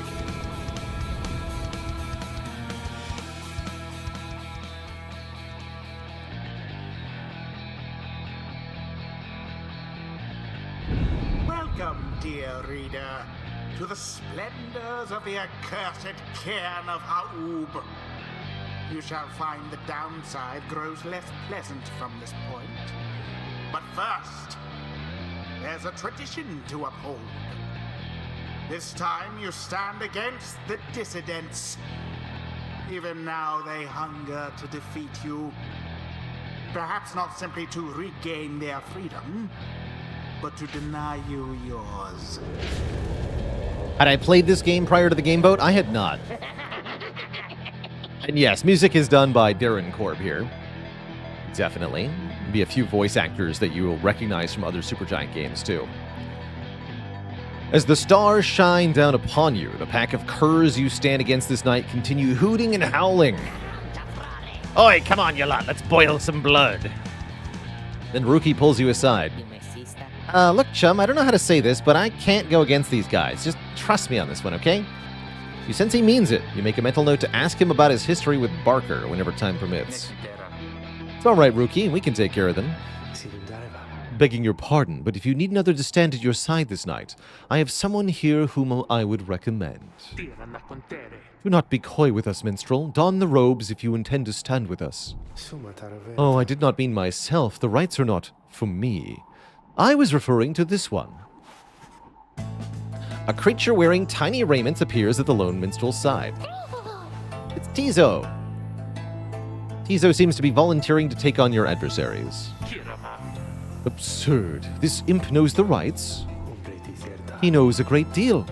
So long as the Nightwings stand together, he shall be at their side. Though you need not take my word for it. Tizo, our adversaries seem to be preoccupied. Perhaps you might quickly show our comrades what you can do? The imp peers at you. You sense his connection to the rites awaits your guidance.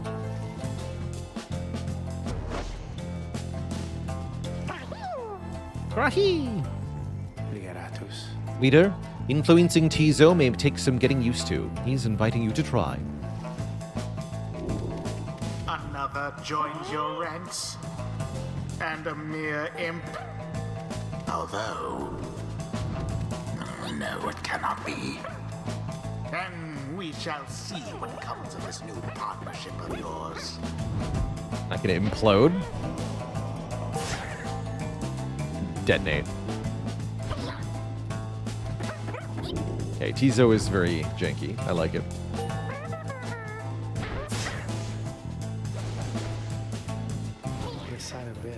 Well done as ever, Tizo. Well then, reader, who shall conduct the rites in the name of the Nightwings? Who shall stand together here this night? Have the new ones come in. Nay. Actually got a pretty good presence. Tizo. It is done. May the scribes watch over us, or even help us out if we need it. Time's up, you swill. Come on, boys, let's get 'em. Their tiny auras will do nothing against us. They are going to be fast, though. That could be a bit of a problem. Begin. 'Twas the first banishment. Oops. All banished. A favorable start.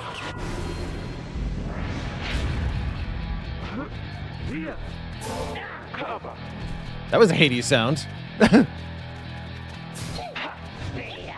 Splendid. They can't do anything against her aura. It's too big.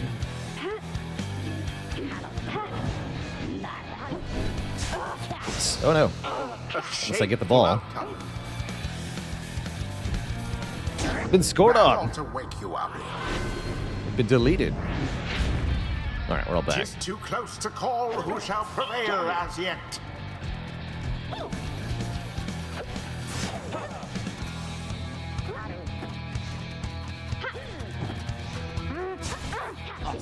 Couldn't quite make it. So not correct.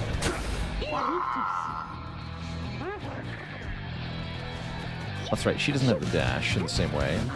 I thought I was playing with the other human. You can move those? That's cool. An opportunity. Very cool. Banishment for all. Alright, well, this seems to be my easiest way to get points. What do you mean dropped?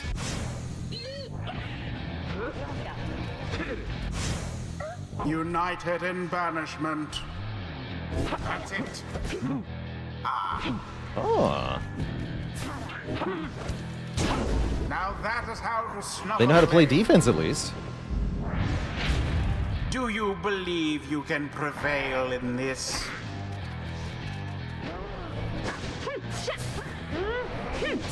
What happened there?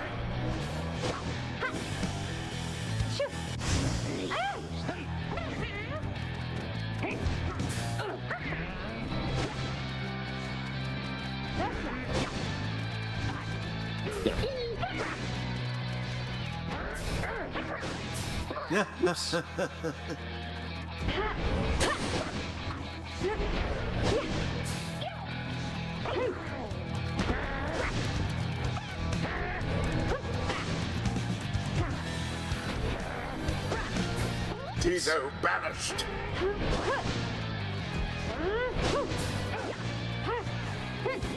She has like a charge dash.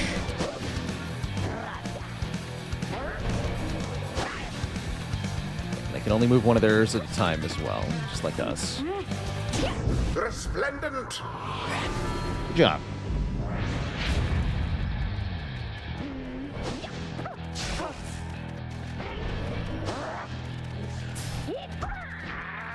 Begone, you lot. How sad for the dissidents. Their flame has died a little. All right, you lot, that does it. No more fussing around, right? Me boys and me, we're proper angry now. They're pissed. Good for them being pissed. Careful now. Your adversary Barker there seems rather fired up. Whatever shall you do against so fierce a foe? Uh-oh.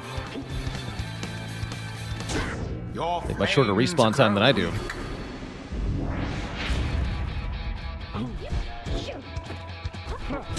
Oh, You heck. left yourselves wide open. I'm Winery, thanks for the 5 gifted subs of support. There.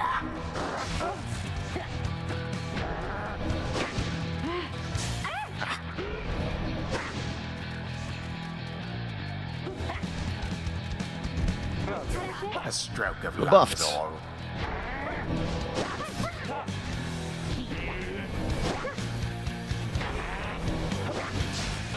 She's too slow, I see.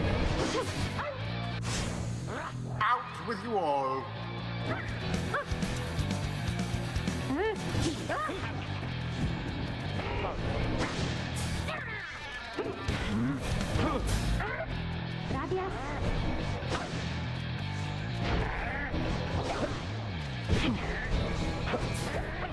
Yes. Curses.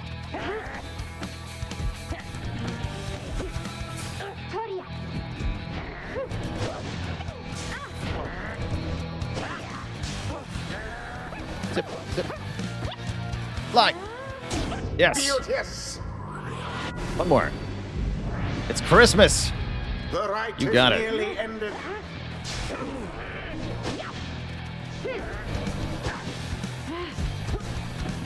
Jump. No, that's right. She has a charge Wherever jump did too. the Nightwings go? Expecting her jump to go immediately. It does not work that way. There it is. Putting up a good fight. What? I guess the aura takes a moment, huh? Ah. I don't like the characters I picked for this match. That's part of my issue here.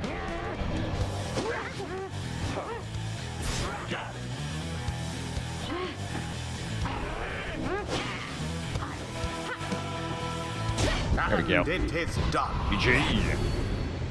The Nightwings prevail yet again. They brushed aside their adversaries without too much trouble. Thus end this night's proceedings. Perhaps now they shall learn some humility. Oh wow, I thought, did we just win, or did we beat them? Well, well. I'll be a heaping ball of dung, but I can't believe you shoddy lot showed us the what for like that. My boys and I will have to take you a tad more serious next time. Till then, you just be sure to tell old rookie Greentail that yours truly, he remembers everything, you hear? The rites do tend to teach something of trust.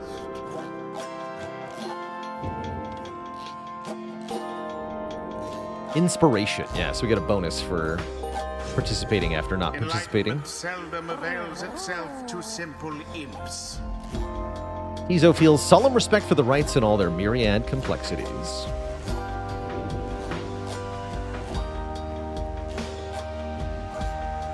Ooh.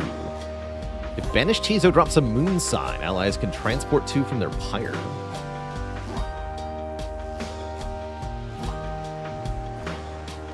Cool.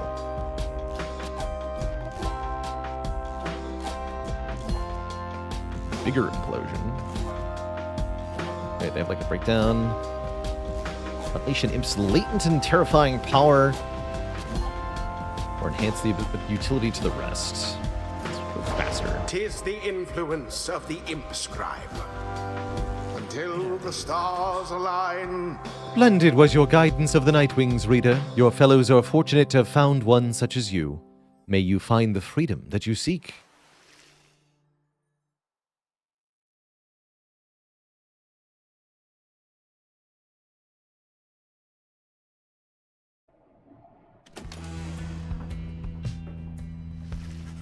After besting the dissidents in the right, you return to the wagon to recover from the night's ordeal. You all right, Rookie? Think so, chum. Just need a little time. Didn't count on Barker being caught up in all this. You don't owe him your conscience. You'll sort things out with him, you always do. I don't wish to interrupt, but the dark of night is waning. Reader, would you join us outside, please? Find Jadariel and the lone minstrel gazing into the sky, which is beginning to grow pale. Time to seek our next destination. From the Bog Star burns bright over a fetid cavern in flagging hands. Really need to play this game? It's only $4 on Steam right now. No time like the present to pick it up. Then it is as I feared. We are to press further north, beneath the valley into flagging hands. A fetid sprawl of noisome, festering, unpleasant adjectives. Basically, a disgusting swamp pit. The scribes are watching over us. They'll protect us wherever we go. Had you been to Flagging Hands, you would not say such things. The scribes have surely turned their backs on that place. If I may, the bleakness of Flagging Hands shall wear upon you, to be sure. I urge for you to take what rest you can, for you shall need your strength on the road ahead.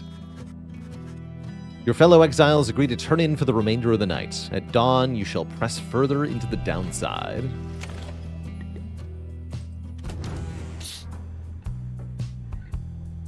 Various scraps and things laced together with bits of ribbon and fabric, topped off with a plush fish. Tizo is arguing with Nay. You can tell something is troubling Ruki, though he seems relieved to see you. Hey, chum, listen, I got to level with you real quick. You remember Barker, don't you? Not exactly easy to forget, though believe you me, I try. Well, he got me by the scruff. I've been down here a little while, as you can see, but Barker, he's been here longer. He's made quite the name down here. As for me, I needed help, you understand. I had a certain standard to uphold. So I figured he would be the one to ask. But then his familiar grin returns. So what if I owe him, though, right, chum? I got people back on the other side, and just between us, we're loaded. I mean, rich. My little problem with Barker, as soon as it's going to take care of itself, just as soon as my people send the money through. So, I'm telling you right here and now, don't you even worry about it. I'm sure everything on that front is going to end up real tidy real soon. With that, he scampers off before you can respond. It seems Ruki owes a debt of some sort. What is on the line exactly, you're unsure.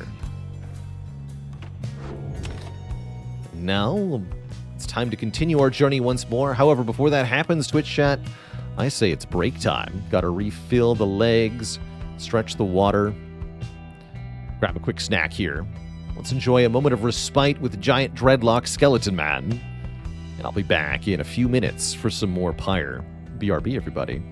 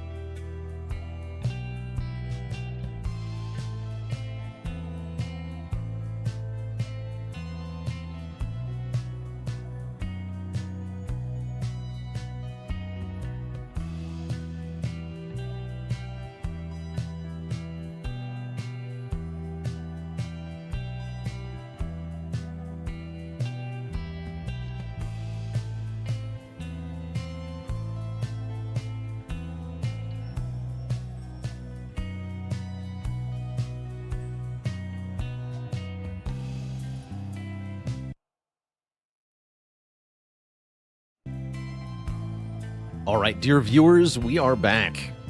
While I was away, Huzla with the Prime sub in 2 heckin' years. Happy Saturday to you. Let us dive back into Pyre here and continue our journey. Come dawn, you find Hedwyn and Jodariel assessing the current situation with the minstrel. Are you most certain? Aye, madam. I make no claim the journey shall be pleasant, but it is necessary. Hedwyn motions to you as they continue talking. Seems we'll have some work to do once we arrive in Flagging Hands. Let's get going as soon as you're ready. Sooner we get there, sooner we can leave. True. To the Hands. We have not been to this region of the downside. Finally playing Pyre. And Zach's Mannequin, thanks for the Prime sub. Welcome to the Cozy Sub Club.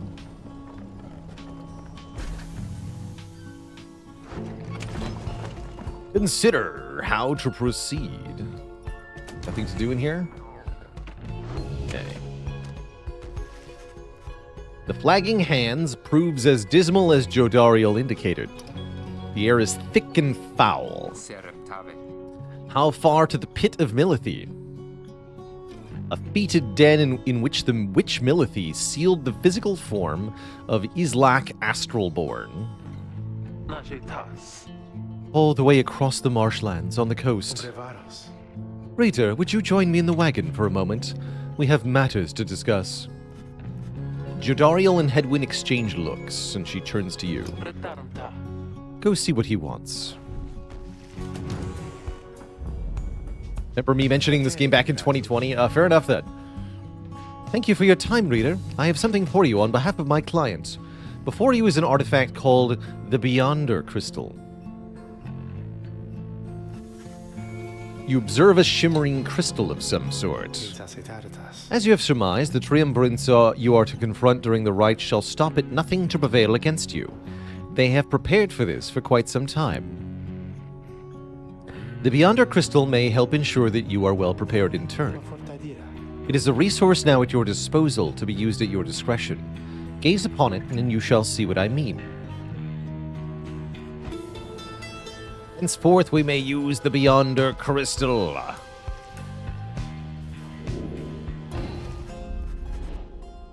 You look upon the shimmering surface of the Beyonder Crystal. Some of our senses fail, although we retain a hold over our consciousness. An apparition appears to before you, clad in the raiments of the rites but incorporeal. I sense you are not a total idiot. She reaches for the clasps on her mask. Oh, the Nightwings have returned. Oh, but where are my manners? You must be their lovely reader. Please call me Sandra. We met briefly before when you first beheld the book, when you were stuck inside of it. I was among the phantoms your companions banished there, no doubt stoking their egos. You listened well enough to that damned voice. Now I suggest you listen well to me. I am bound in servitude to you, along with any idiots whose freedoms happen to be intertwined with yours. I know the rights better than anyone. I soon can whip you into shape if you but take advantage of my services. First, I offer scribe trials to those friends of yours. If they can pass, it will be worth their while and yours. Secondly, my Beyonders and I avail ourselves for practice rites, if you are so inclined. Or you could always come and chat and briefly free me from an eternity of boredom, What's on your mind? I do appreciate the effort to make small talk with me, reader. Anything to break from the monotony of staring at the void within this place. Not that I could see it if I tried. She laughs at this, or maybe at herself. Certainly I could make talk with my fellow Beyonders, trapped here as they are with me. You might expect that we would all keep each other company. There is just one problem there, however. We're all sick of one another. She laughs again, perhaps not at her joke, but instead at her predicament. I do exaggerate to some extent, but there is a certain truth in this. We've been stuck together long enough that we have grown more distant rather than more close. Yeah, you're stuck in an eternal prison.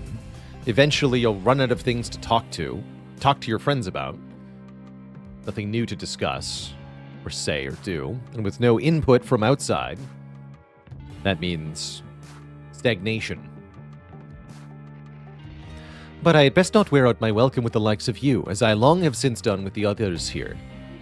So, carry on for now, and if those fools with whom you travel learn something, bring them forth to me, and I shall see to it they learn some more.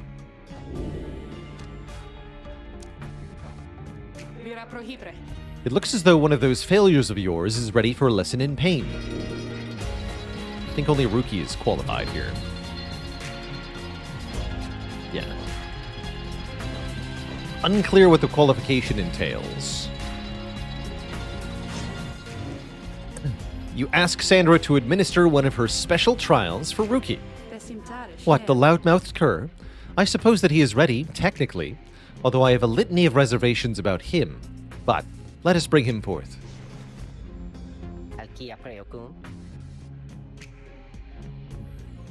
Chum, why are you looking at me like that?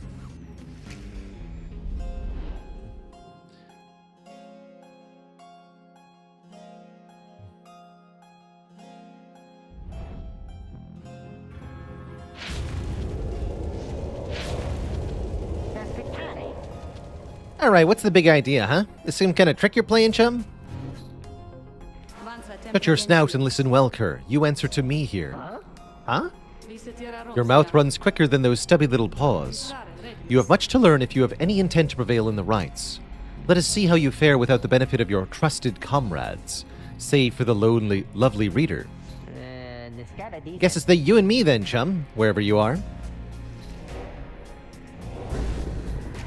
That's right, Eternal Time. This is my first time playing this game. Oops.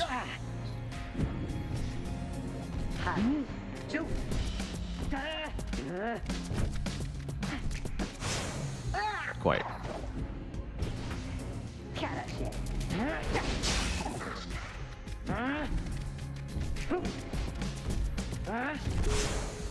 Oh, the dash, though.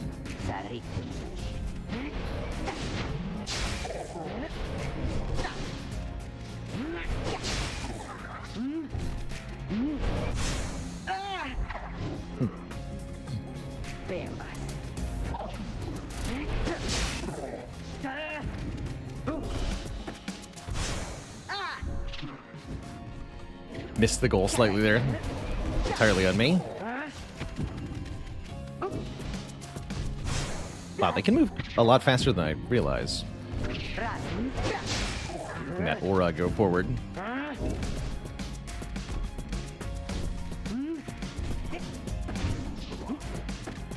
Of course, my stamina.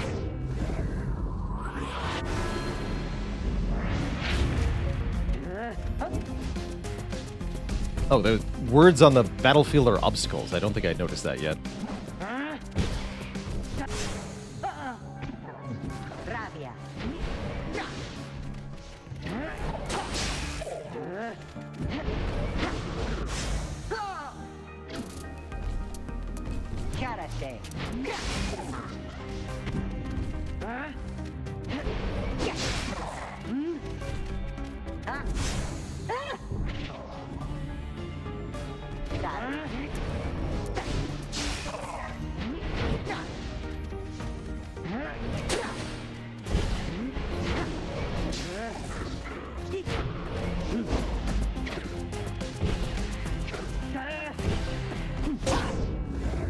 Got it. All right, one more.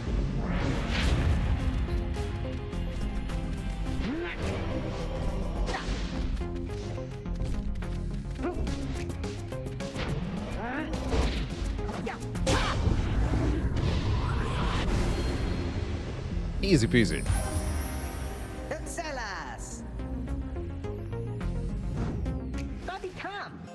That's how we do it, right, chum? It is, and you acknowledge likewise that you did not do it on your own, despite having to face my demon friends all by yourself. You passed my test, cur. Congratulations are in order, both to you and to your lovely reader. Now farewell. I'm Winery, thanks for that gifted sub.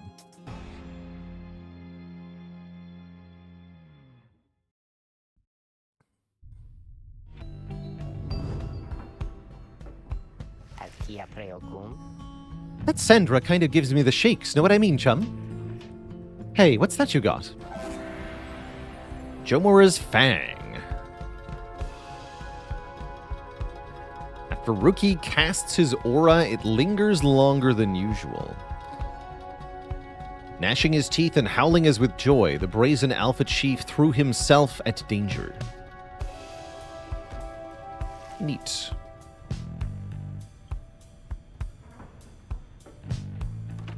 I wonder if I could rank that up. You find everyone is feeling rather miserable. You sense just being in Flagging Hands eats away at one's spirit. Only Tizo seems unaffected. Temptapelus.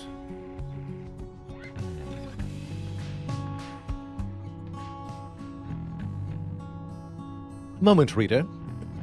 There are several courses we may take through Flagging Hands.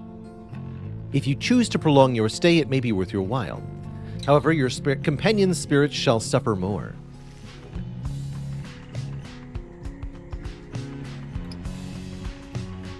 Improve a talisman if you take a job here. Faster route. Get a valuable item if you take a job here. I like the idea of improving a talisman.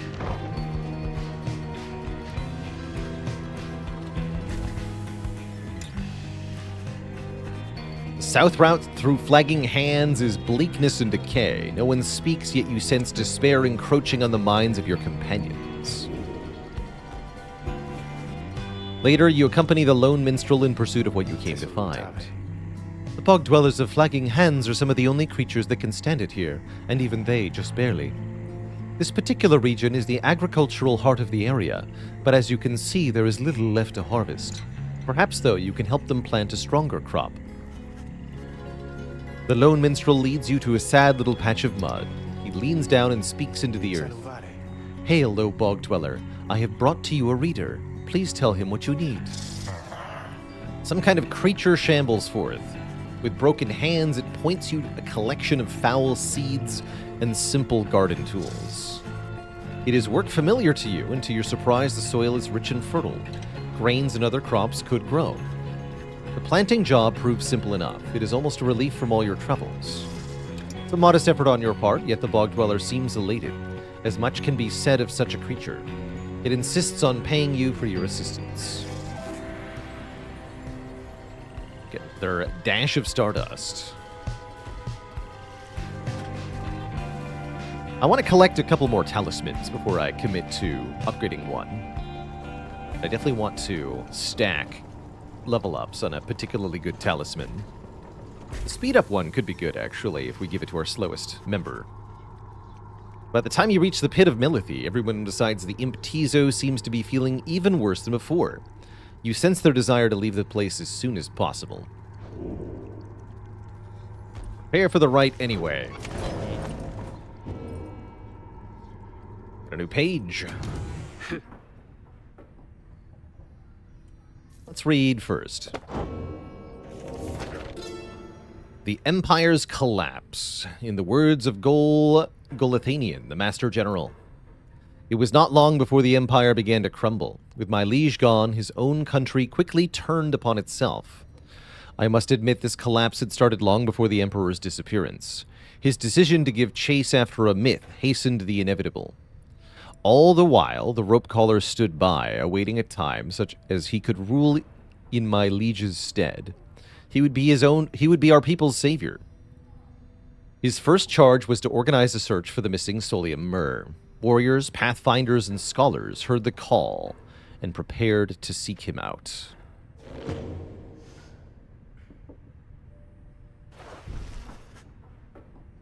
You sensed Jodariel's steel gaze well before you turned to her. Licaratus. Rita, rummaging around the wagon once again.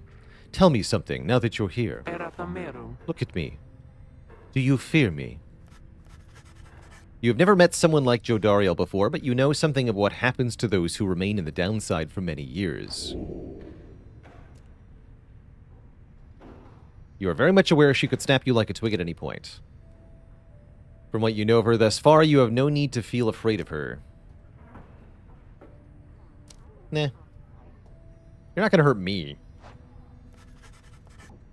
You tell her that although you do not yet know each other well, you do not fear her, and on the contrary, feel safer in her presence. Tace, Truly. na tempravare. In that case, I have much work left to do. You shall fear me yet, if you survive this place.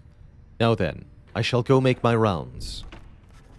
She walks away. You feel the floor of the wagon shake with her step.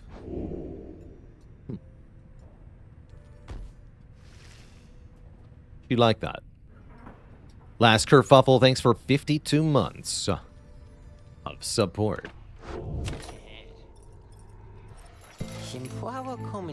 Oh, hey, you guys, you know this place, a lot of folks, but not a lot of customers, know what I mean? Have a look around. Plus hope. Plus presence. It's the aura one, right? I would like to perhaps purchase that.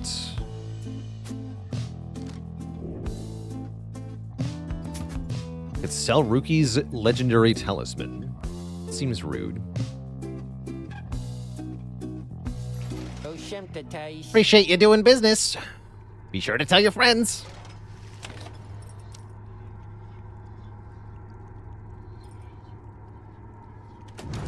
Let's do the talisman stuff here.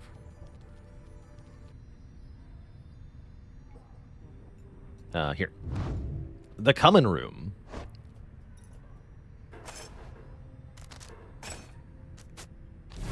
Oops. I leveled that up. I see. Okay. Well, that's fine. That confirms that you can level that up. Cool. Definitely not what I meant to do, though.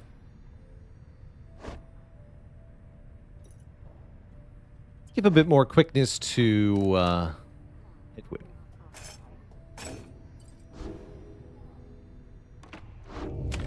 Or presence, rather. As you make preparations for the coming rite, you wonder if the stars above will even be visible through the dense fog hanging over the pit of Milithi. Then... Yes, Tizo? Imp disappears in a hurry. Is Tizo all right? He was so frightened. Ilum sacugnare. He was not frightened. He was issuing a warning. Sidanta. Silence. Everyone take cover. Jodariel makes quick note of several hiding places amongst the nearby crags and rotted husks. You wait. Something about the place dampens your senses. All you feel is creeping dread. Then, from the shadows, a writhing shape slides forward, its hulking form draped in raiments. The shape stops. Slowly, its head turns from one of you to the next, each in turn.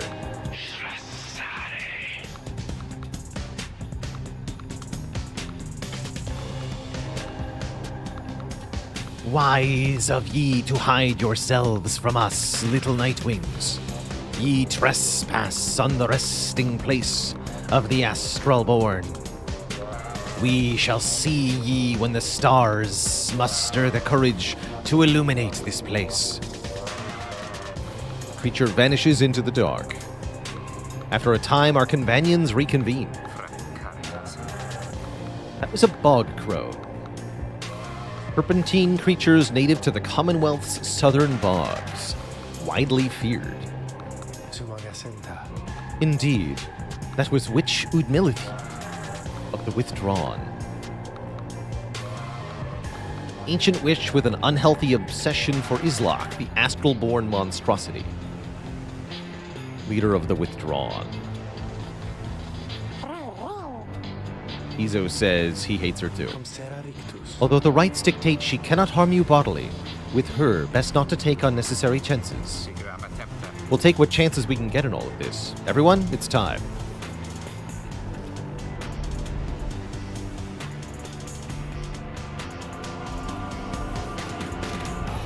It's the right time.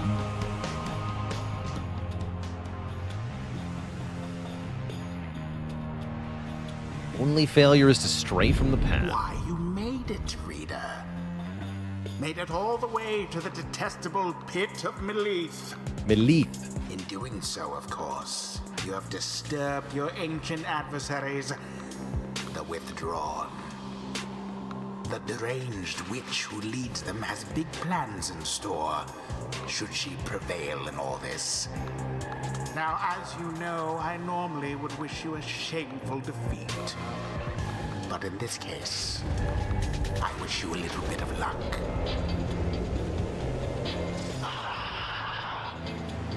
The Kronun Udmilithi. No. Udmildi. I've been pronouncing that correctly. Udmildi.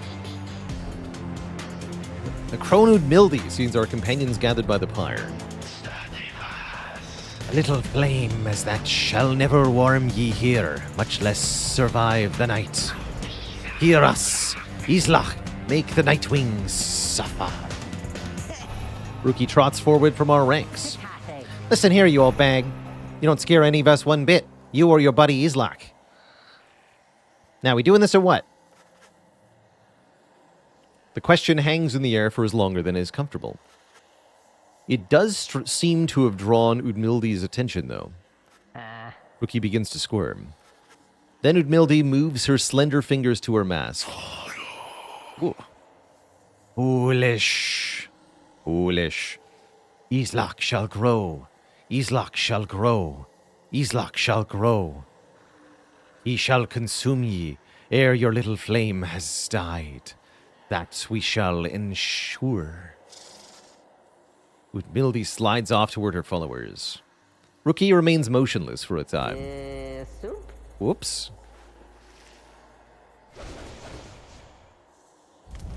Who shall strive for freedom?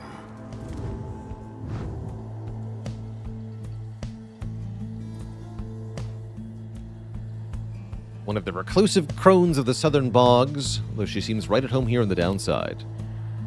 Frequently invokes the profane name of Islach, and seems to be acting on the will of that dark, dead god.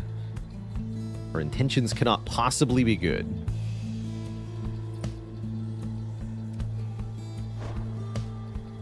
Oshra. Ramet. Interesting. Edwin. Jodariel. These three, please. It is done. Hey, you don't suppose that crone's got it out for me, do you? No matter where ye go, Islach shall find ye and devour ye. Got a weird aura, like a slime trail aura, too. Commence.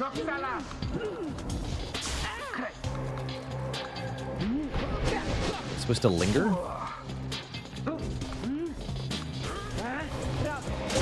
The Night Wings are the first to strike. Rookie getting it done.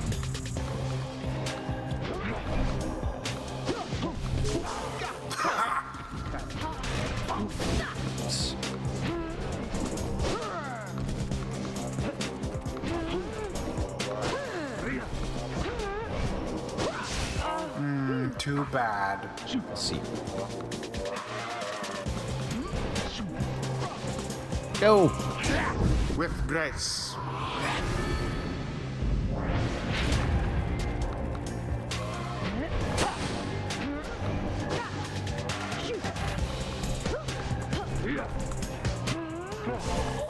How very fortunate.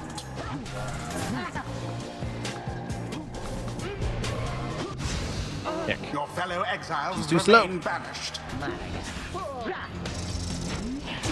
Udmilda plunges into flame.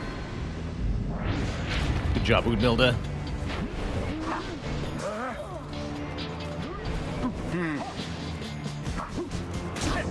Edwin plunged into their fire. Good job, Hedwin. Lifeblood of Islach, it flows within this lair and beneath this world. His lifeblood, it shall engulf ye in such blackness and despair. And then Splorpicard. The witch invokes a profane name I shan't repeat. Best beware of foul sorceries. Oops. Foul sorceries indeed.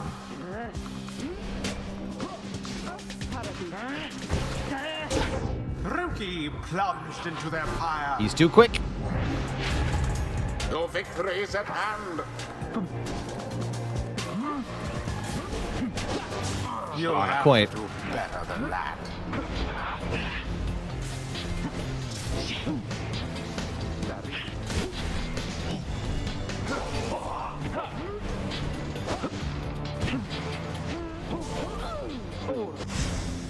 Spectacular! Mutual destruction there.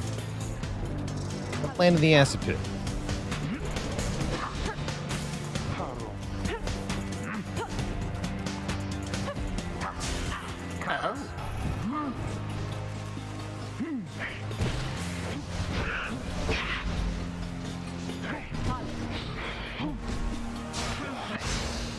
Tough luck, Nightwings.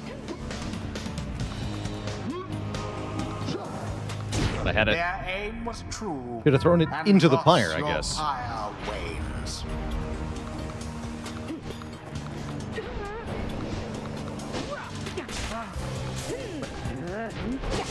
Vanished.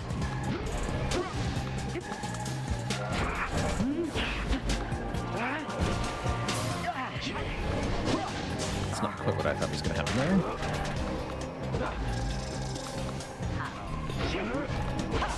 Be gone. The 2D perspective can make it a little difficult to tell whether you're going to collide with an obstacle or not. That's definitely a complaint I have about this game.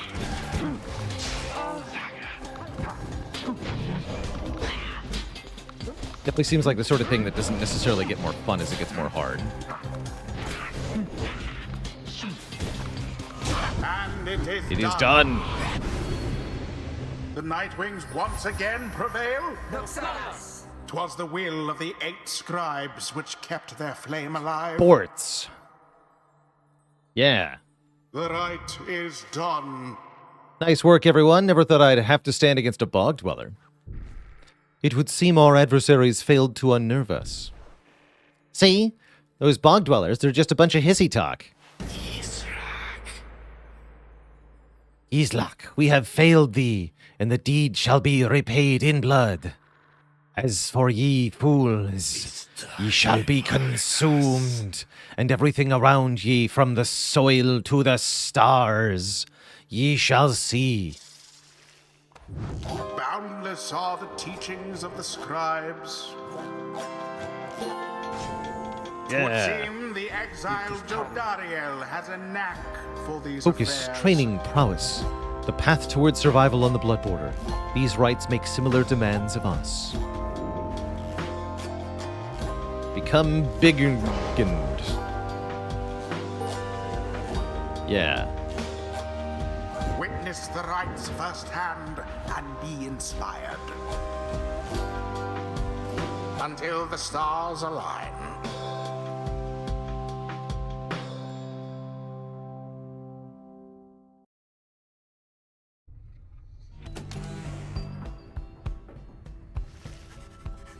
Having bested the Withdrawn with aplomb, you and the others have some moments to recover from the ordeal in the relative safety of the Black Wagon. So, when can we get out of here?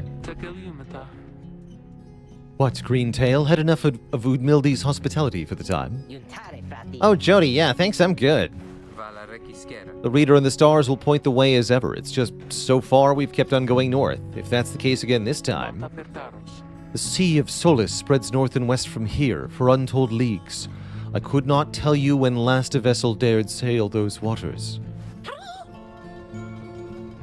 Tizo asserts himself. What is the matter, little one? Tizo is trying to get us to come look at something outside. Reader, please go see what he wants. We find Nain the Lone Minstrel gazing up at the stars. Can you not read the stars yourself then, Mr. Minstrel? I fear it is not so simple as matters of can or cannot when it comes to me, nay. We shall see what the reader has to say, for this is his charge. And here he is, in fact. Thank you for fetching him, Tizo. Tizo is happy. Reader, it would seem the skies have cleared up to some extent. Please look upon the stars and see where they next compel us to go.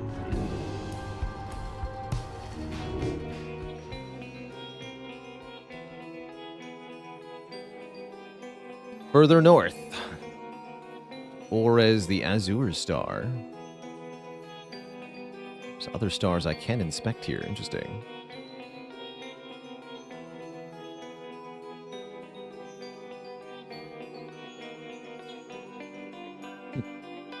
Neat.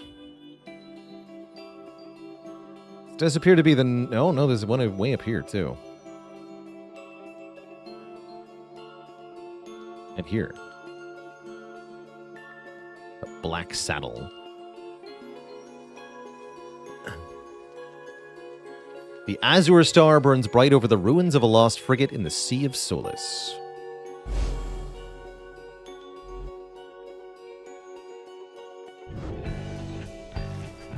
The rights beckon you still further north, towards the middle of the Sea of Solace. That's not good. You're joking, right, chum? Certami fagre. Does the reader seem the joking type to you, Greentail? We do not argue with the stars. You talk like we can just go ride right out under the water. Brevis cavas. Pardon my interruption, though. Perhaps we can. Say what? Tamagrage. My client, Sandalwood. He has a way of anticipating such eventualities. West of here lies a place called Big Bertrude's. The proprietor is an old companion of his. She may be able to assist us. Edwin's smile returns. Sounds like our best shot right now. Let's pack it up and move as soon as possible.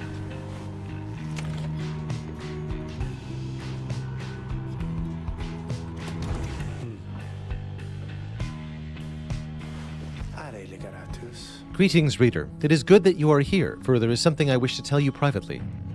Do you have a moment? I shall not keep you long, though I know your time is precious. You bid him continue and make clear your interest in whatever he has to say. Las petaritas. Very well, and thank you for your time. And I should further note, matters that pertain directly to the rites I must reveal to you alone, for thus I am obliged. In any case, when you confronted the withdrawn and Witchud Mildy, you might recall she tended to invoke a certain name. Islak, the Astralborn. I hesitate to say it even now. You would be forgiven if you took the ravings of Udmildi for mere nonsense. However, her words, as it turns out, ring with a certain truth. Before the union of the 8 scribes, when first they found themselves here in the downside, this land was even less hospitable, if that is to be believed. Kirasi fere. It was ruled over by the Greater Titans. The one called Islak was the eldest and most fearsome of the lot. Colossal monsters that roamed the downside. The scribes together slew them, one by one, and through this forged their bonds. Just the same, the scribes managed to defeat it. They later used Islak's own hide and ichor to bind the Book of Rites. However, Islak did not truly die, for by some accounts, it seems incapable of death. The creature is regenerating even now, though very, very slowly. Its vow is to devour this land and everything within it. Only then can it return unto whatever plane that banished it into ours. Cogna benictus. So, in a way, it is an exile, just like you. If ever should the creature be reborn, it shall be many ages hence. Thus the ravings of Udmildi are more or less inconsequential, for a while. Yet, the history of Islak is inexorably linked to the rites and therefore must be known. I trust your research of the book shall lead you to discover more in time. Tamagrage. I hope all of this is some reassurance. And now I leave you to your more immediate concerns. I shall go check to see how everyone is faring at this time. He heads out into the evening, bidding you good rest of the evening. And a good eve to you, dear sir.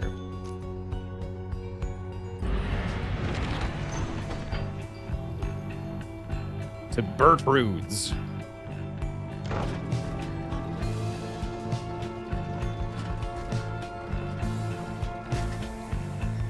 Taronta. This is the place. Let us go to see my client's companion as soon as you are ready. Seek Big Bertrude. Big Bertrude's is a sickly gathering of bog dwellers who stay within shadows, yet you can feel their eyes surveying everything. The lone minstrel steps forward. Salindum save.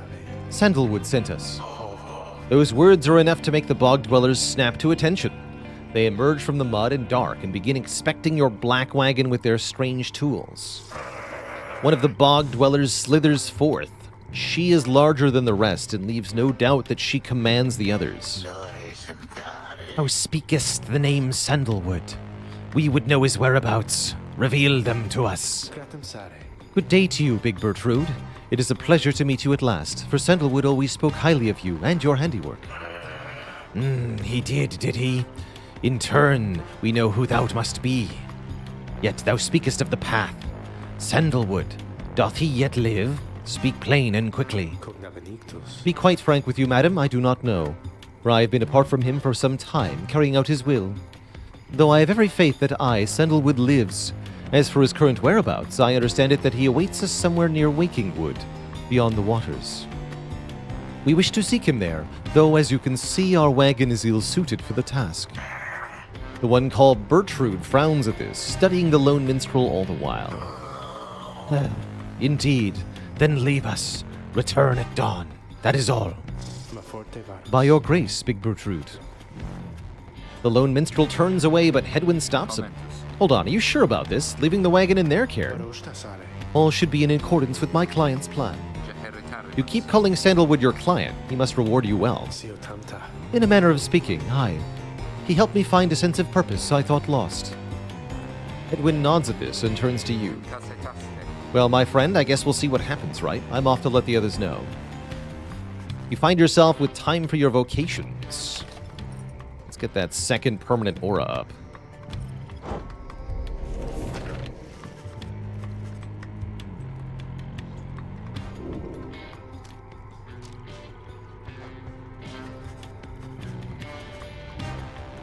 Power emanating from it almost overwhelms you. Inspiration comes in a flash.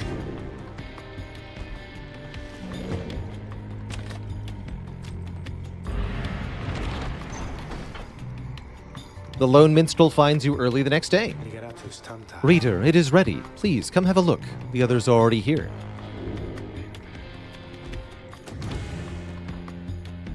You made an aquarium. This is different.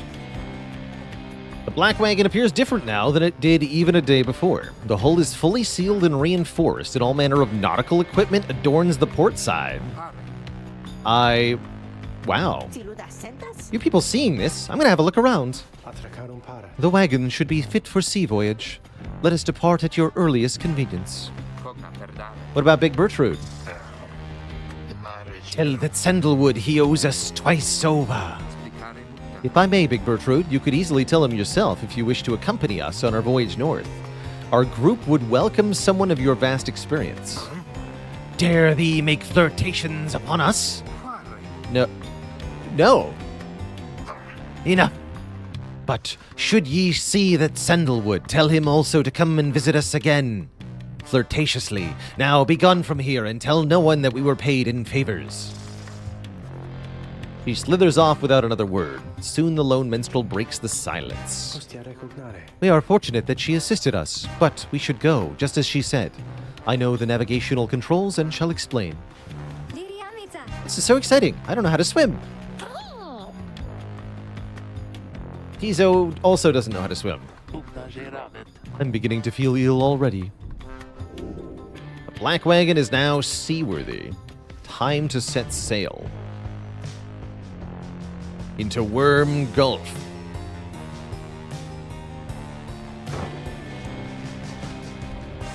Fuyuk, thanks for 2 months of support, by the way, with a Prime sub. Thank you, thank you.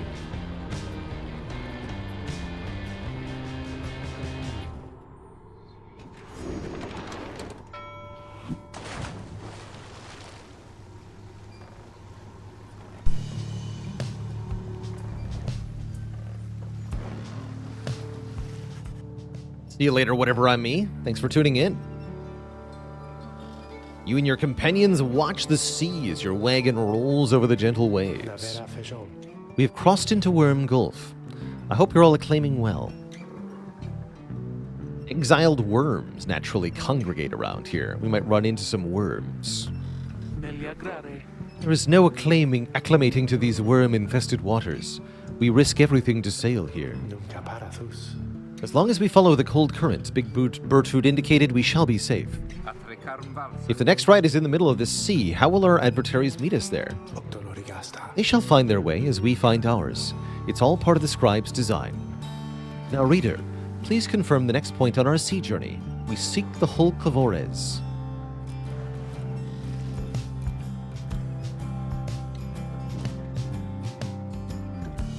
Bertrude's instructions are to navigate the maze of Maz in a curving route bearing northeast.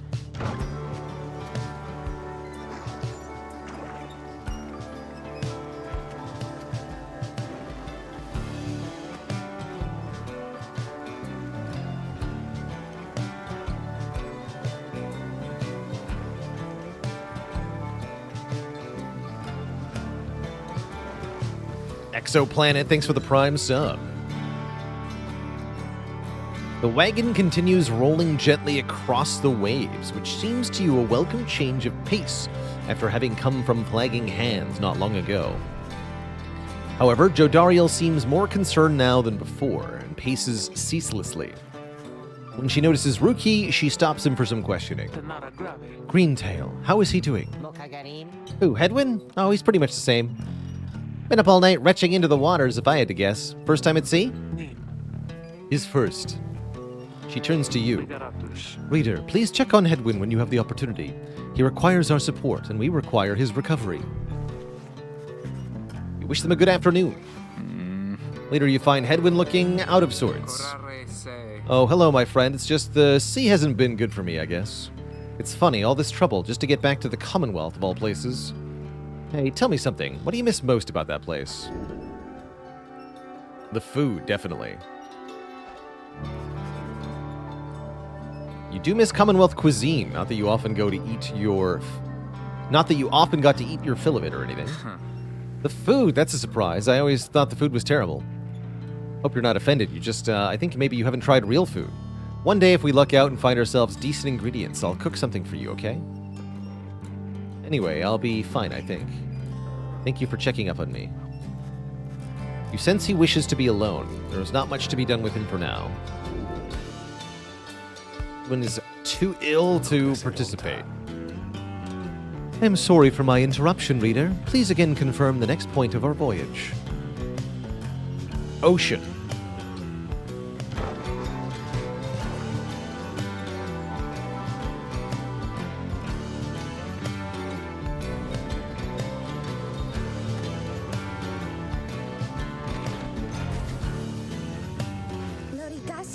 The scribes, the sea, I didn't know it was so beautiful.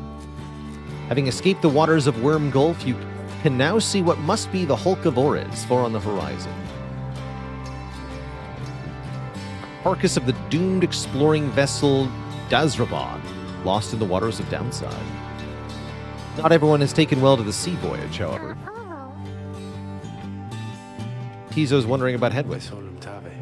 He requires further rest, Tizo. All we can do is wish him a swift recovery. Reader, sir, from this point our voyage must diverge from Bertrude's instructions. Please consult with your companions about which course to take. Tizo wants to fish for something tasty in the fathomless trench. Nay believes the 8 scribes shall bless us at Under King Pass. Go fishing.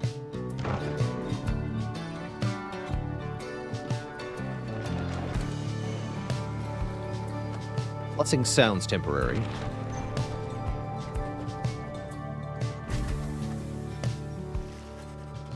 The sea is peaceful for the most part, save the occasional strange shimmers beneath the surface. You realize the lone minstrel is looking down at them along with you. Those shapes down there, some must be worms of the Sea Dominion, cast into exile. I understand they tirelessly fought the Commonwealth's wars, having grown weary of their own. They must make worthy adversaries. Tizo found something tasty. There he goes again. That one enjoys being at sea despite its perils. Eventually, the imp resurfaces with a lesser shambler. 95 trade value. Nice. Spicy.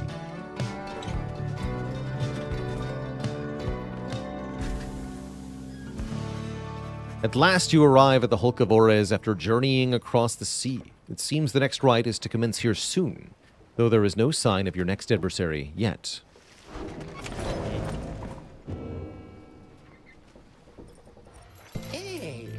Oh, hey, you guys. Funny running into you here, right in the middle of the drink. Know what I mean? Not a lot of customers today, so have a look.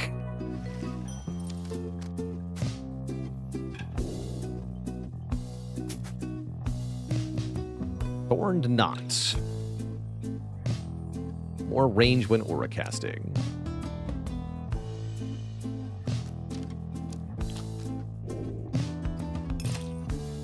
I wanted the plus presence item.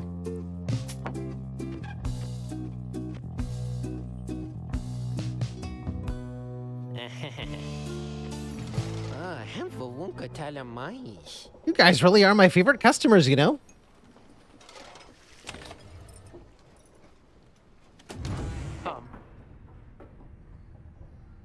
Nautical Bell. Chitase. Oh, you just keep right on ringing that bell, chum. Keep at it. Rookie seems to be taking issue with your frivolous use of the nautical bell. After all, there is no sign of a nautical emergency or a meal. Oh, I know it's not mealtime. It's fine. I'm starting to really enjoy the constant ringing sound, though, now that it doesn't mean anything to me or anyone anymore. Besides, ringing that bell, it's probably some pretty good exercise, right? And it's good training for my ears, too. You know, we curs have ultra-sensitive hearing, don't you? Well, not anymore, I don't. Anyway, thanks. He storms off. Rookie shall never forgive you for abusing the nautical bell. And so be it. Rookie has forgiven me. He was only joking. Probably. Ish.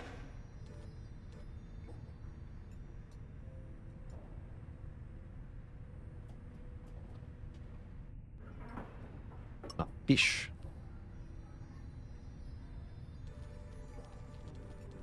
Tell me the story. In the words of Golathanian, the Master General, the Emperor Solium Mur knew not of this, of course. His expedition yielded not the treasure he desired, but brought him closer to his country than he had ever been before. As he traveled down the river Sklorian in pursuit of greed, he found instead an inkling of shame. He saw the sunken faces of his people, heard their words for him. In time, he could not ignore it, and it proved more than he could bear. The river finally claimed him, his belongings, and his retinue. Once the people heard, I understood they cried with joy. Perhaps he ought to have perished, but the mercy shown to him, I think, is what transformed him.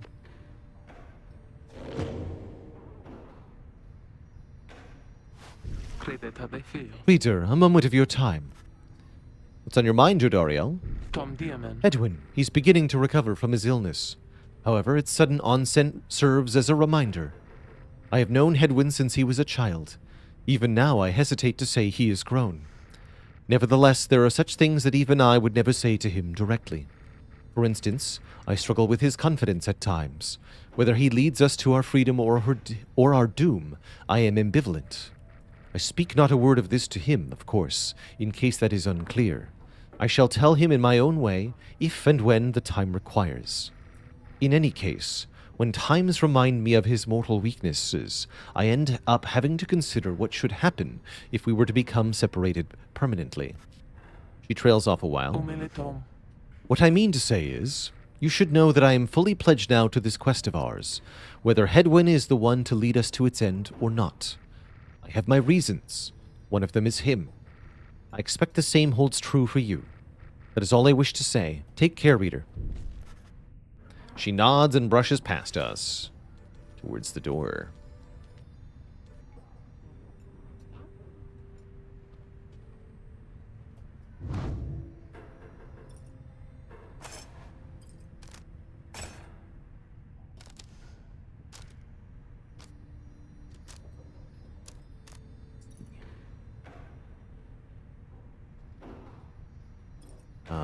More presents is what I was trying to do.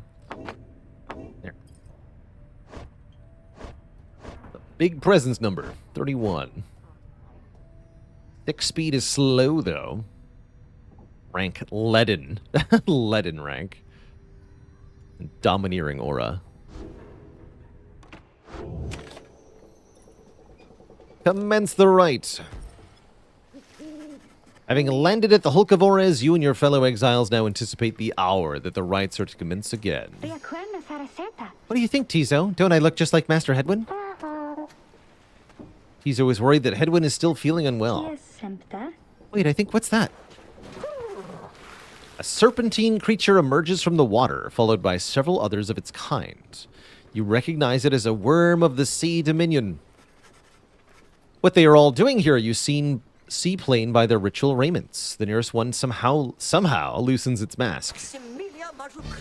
Good sirs and good ladies, so it is you that heed the summons to the glorious competition against this knight and his brigade. Well then, let us do battle now without delay. More than our freedom is at stake here, but our very honor. And this knight fully intends to reclaim his.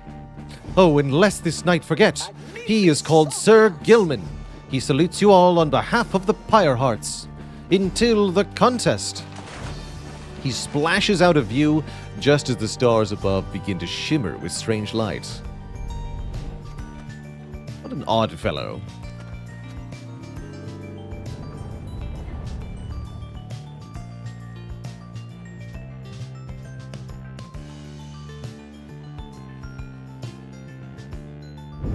Relentless, aren't we, reader? Indeed. Even the vastness of the sea was not enough to thwart your coming here unto the Hulk of Ores. You would be wise not to underestimate your adversaries here, despite their pitiable look. I am, of course, referring to the Pyre Hearts. These rites are but another war to them, and that makes you their mortal enemy. I expect your battle to be glorious.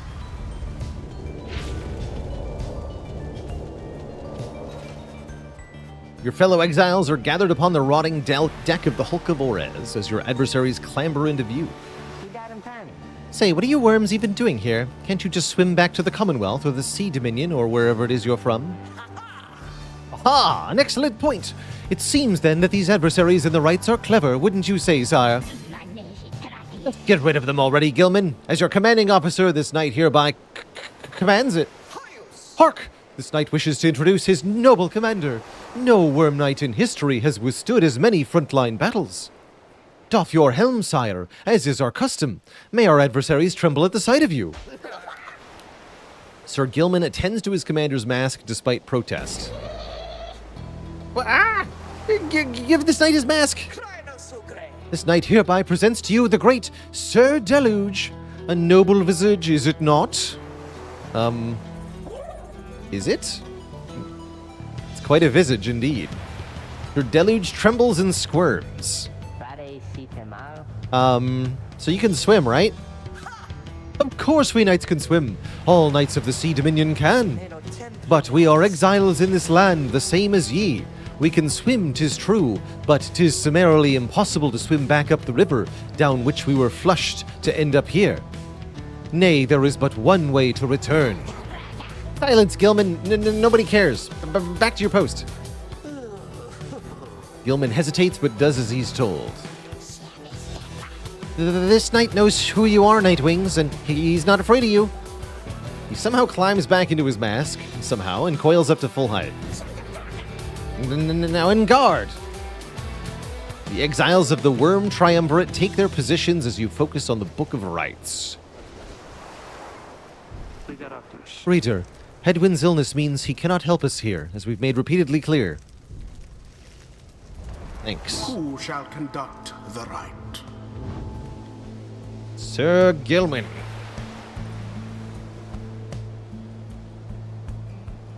Once proud knight on a self-made quest to regain his honor. One of the outlandish worm knights of the Sea Dominion, he appears to have withstood many battles in the name of the Commonwealth. His exile appears to be self-imposed, although even he can only take so much abuse from fellow knights.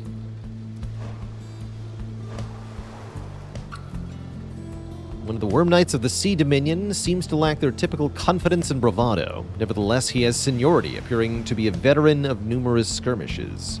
And other Worm Knights are taught to always respect rank. Seems rather abusive towards Sir Gilman.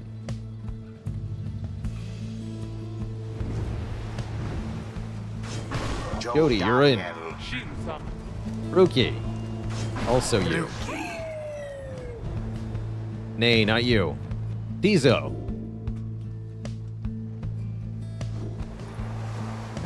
Speed. Tizo. Ow. Tizo does not seem intimidated in the slightest by Sir Gilman and Sir Deluge. Gilman, status report. What is the enemy position? They now stand ready to confront us, sire. A very brave triumvirate they seem to this knight's eye. Brave? Air-sucking monsters, one and all. Pyre hearts, be ready. Sports ball, commence. Now begin the knight's first banishment. Double banishment. Yeah.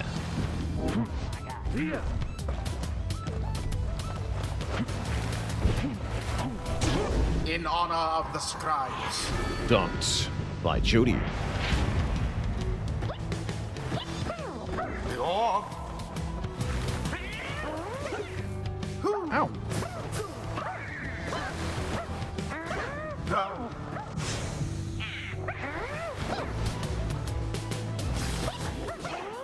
Oh.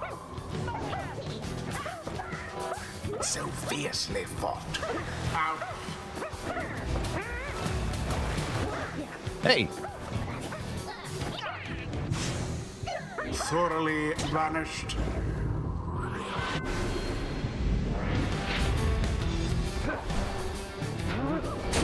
Poof.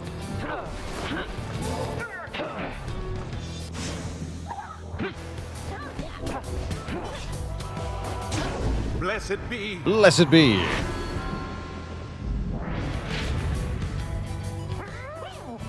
Rookie, you haven't done anything yet this match. Your turn. Another banishment. Rookie doused the adversary's flames. Dunked on. Gilman, your form is sloppy. Fight them as though your miserable life is on the line. Your words do wound me, sire. This knight gives every right his very, very best. Though perhaps we do have much to learn from such a brave triumvirate as the one we now face. Whose side are you on? Get out there and vanquish them. Our adversaries stand divided. Let us take advantage of the opening. There seems to be dissension in your adversary's ranks. 'Tis little wonder these fool worm knights are no longer fit to serve the Commonwealth. They're just arguing. Heck. Get over there, Jody. And it is done. The Nightwings prevail. PG. Accomplished effortlessly, I might add. Hey there, Kate Sparrow. I actually did do a on... Hey, It's shut up, complete. announcer.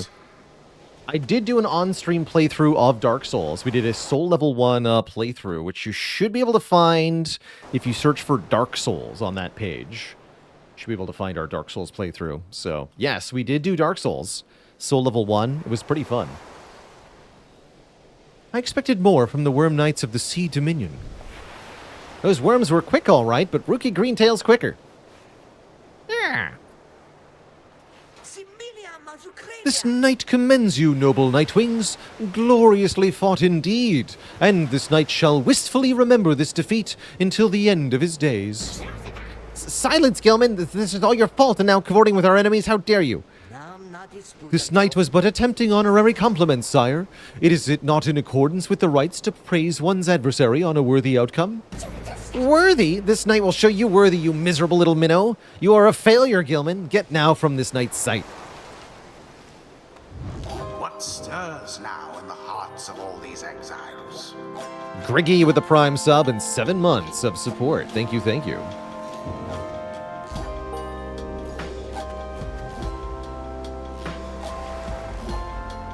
Until the next rite.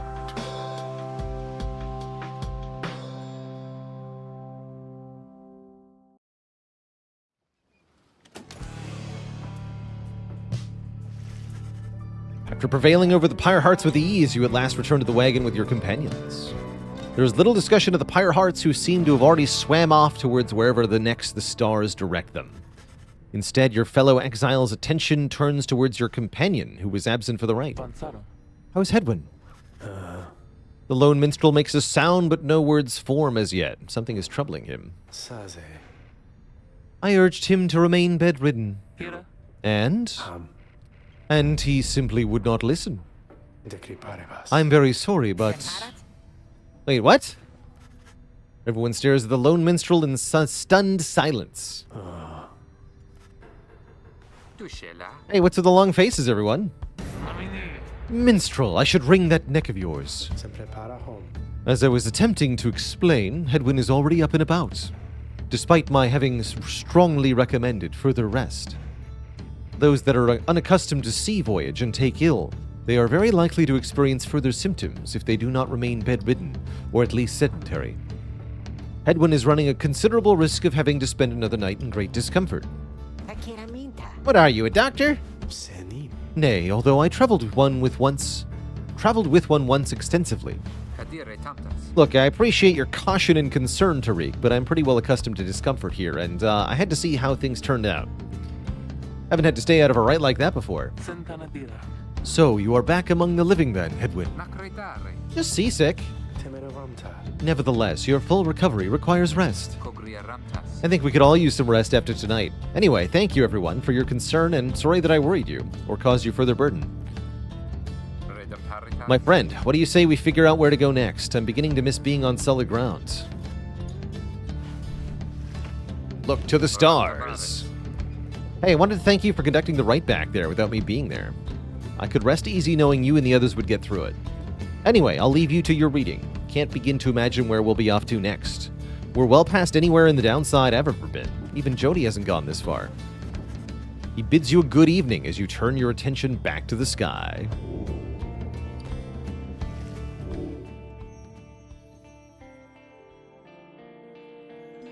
North.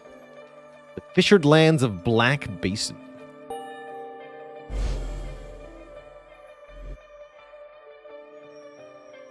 To the horse corpse. Still further north then. Autumn Tarisa. Not simply north. This shall prove difficult. What's the problem? Kirasi Fere. Our destination is beyond the deathless tempest. A vessel such as ours has little hope of traversing it intact. A tempest raging in the Sea of Solace, seemingly for all eternity. The storm that arose after the death of the sea titan, Unfathomed Plurns, has never entirely subsided.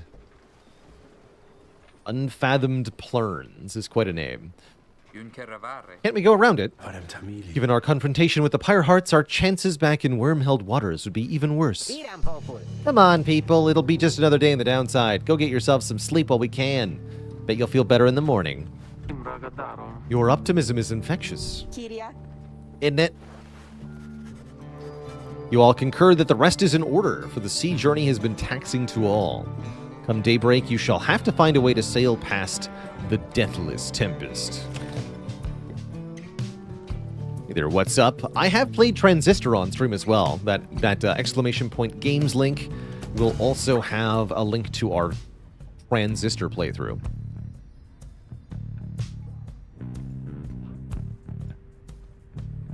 Tizo has something on his mind.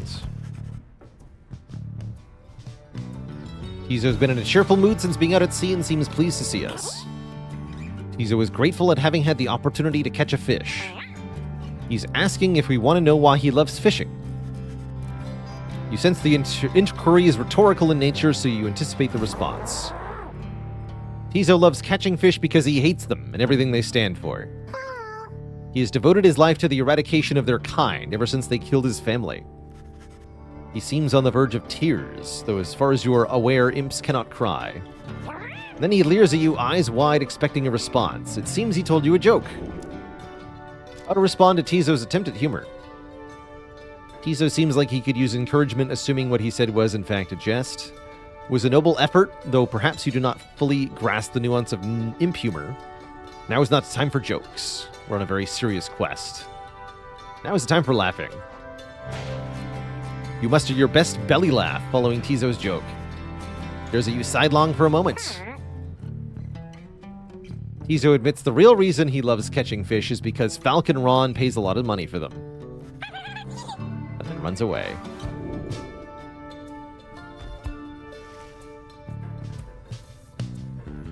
That's good. It's a good reason. Let's continue our journey.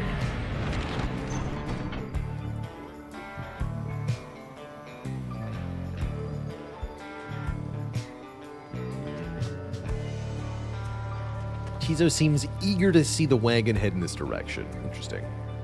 That's a ragged rock.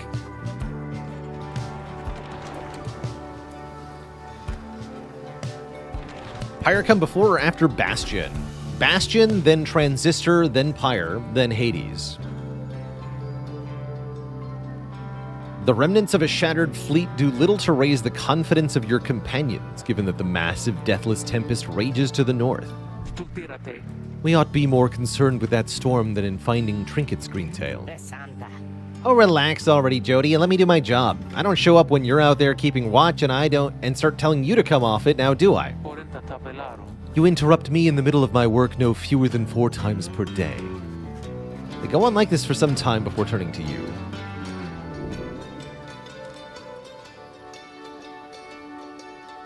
Yeah, keep searching. You suggest it may be worthwhile to continue searching after having come this far. Pirama Santis. You'd see it my way, chum. Now let's see what we can get. After an exhaustive search, Sorry, chum. Think I was just chasing the reflection of the sun or something. There's nothing down here. Dariel fumes but says nothing. Was a ruse.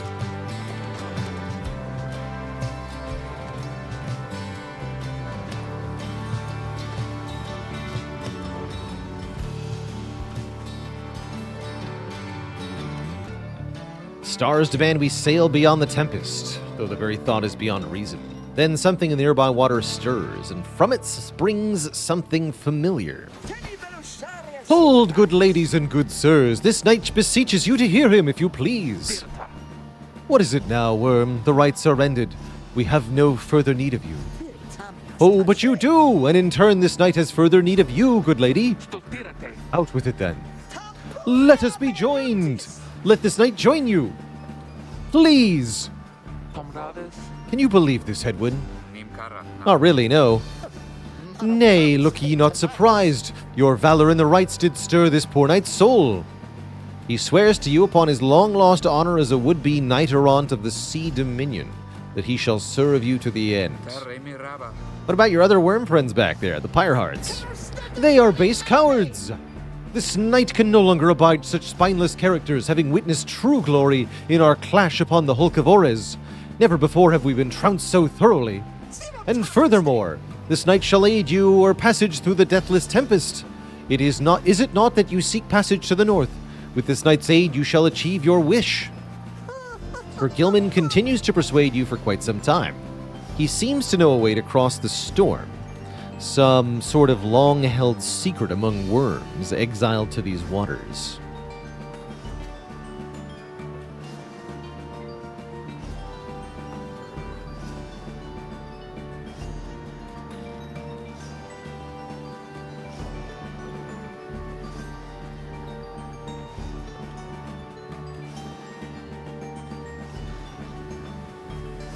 Jodariel pulls the rest of you aside after Hedwin gives her a look. Are you most sure that Sandalwood would want this thing long? Mostly sure. Sandalwood wants someone for each mask, and this one seems about as good as we're gonna get. Jodariel glowers back at the worm, who tries his best to look presentable. Edwin is more gracious. He tells Sir Gilman that if he promises to help you across the Deathless Tempest, then he can come along for now. This knight is overjoyed, and he hereby swears to see you pass the storm. Though first, this knight requires your consent. Give unto this knight your blessing in the name of the Nightwings, and thus shall he go forth. What do you want? As you begin to say something in response, Sir Gilman tries out in triumph.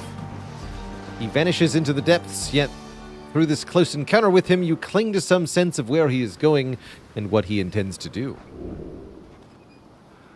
Help Sir Gilman see this mission through.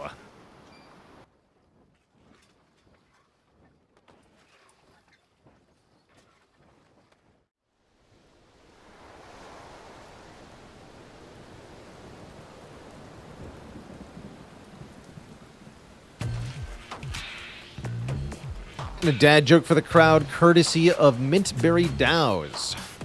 Why did the seafaring knight have to get up early to get a turkey for Thanksgiving? Because the early worm gets the bird. No refunds. Determined to prove himself to you in the Nightwings, Sir Gilman emerges somewhere in the outer reaches of the Sea of Solace, and he calls out to you. Master Reader, if you can hear this knight, then he implores to you now, lend him your guidance. This knight's objective ought be not far east of here. Today we shall bring peace to the embroiled sea. Know, however, that among this knight's brethren, the actions we are about to take are highly forbidden. But they are highly just. Thus, Sir Gilman sets forth to quell the storm that rages.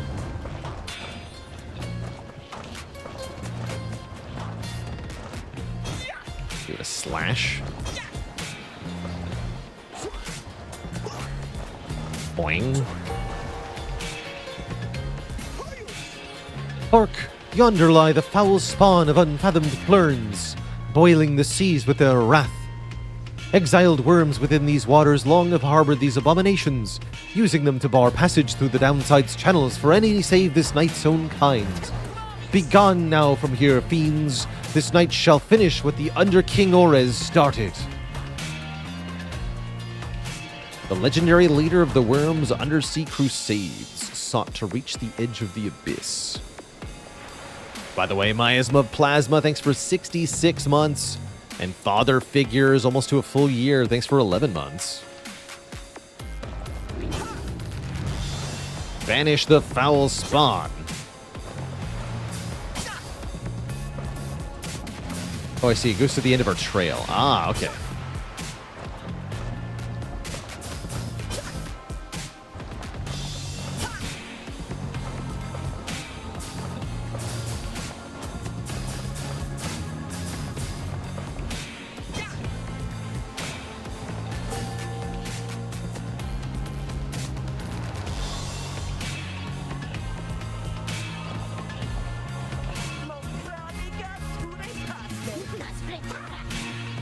Hold it right there, you traitorous slug. How dare you turn your back on this knight, to your superior? Superior by rank no longer, for we no longer serve the Commonwealths, lest this knight jacked. Here you hold no sway over this knight. Ah, and what have you done to the spawn? Have you no honor left at all? This knight has done that which required doing.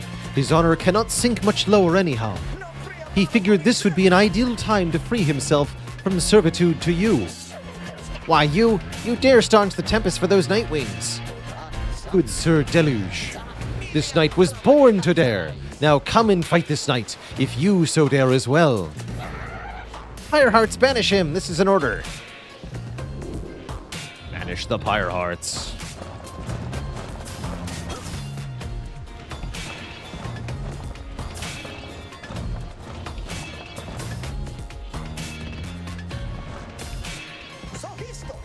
What now, Sir Deluge? Shall you not face this knight yourself and leave the dirty work unto your charges? Fine, Gilman, you wish to stand against your commander, then have it your way. Sir Marsh, Lady Seagrass, to me. Banish now this troublemaker. I've already banished one of you nerds. You're wrecked. You are master of this knight no longer, Sir Deluge. Thus shatter our fraternal bonds. This knight would say it was an honor serving you, but that would be a bald-faced lie, and yet another stain upon his blackened reputation. Until we meet again. Wait, you lowly traitor, this knight will have your head. Gilman! Gilman!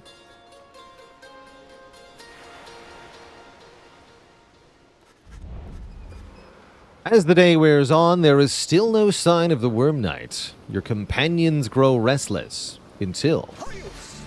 Hail! This knight returns with newfound tales to tell and new scars to show for them. Sir Gilman is sopping wet and visibly shaken, struggles to maintain decorum. He is, in short, the very image of a Worm Knight. And more importantly, that little Tempest ought no longer pose a threat for now.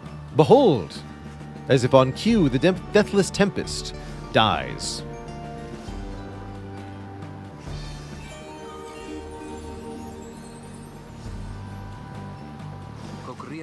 Would you look at that? He really did it. Of course this knight did it.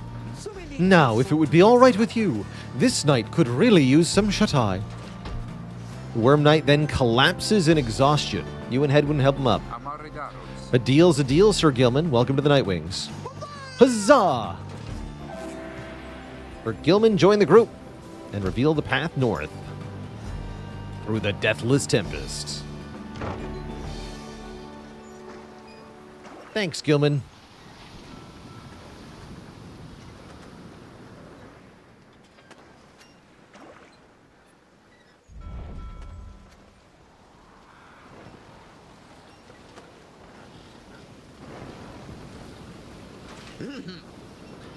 With Sir Gilman's aid, you managed to breach the Tempest.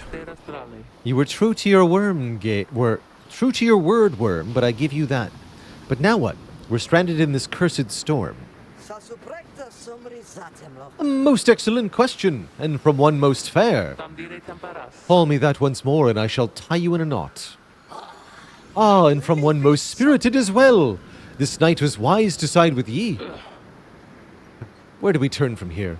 Answer the question. Sir Gilman does no such thing, although eventually he does make note of a specific current that should lead you to the lands beyond. If I may, I can corroborate Sir Gilman's account. We are close to making landfall. Let me be the first to say, let's go. We're on the verge of sailing across the sea. Hey, Tariq. Aye, Rookie, what is it? That lute you're always carrying around, you know how to play that thing? Why, I suppose I do. Good, because I was thinking it's a little gloomy here, and we could use a little tune to lighten up the mood, know what I mean? Aye, then let me see what I can do.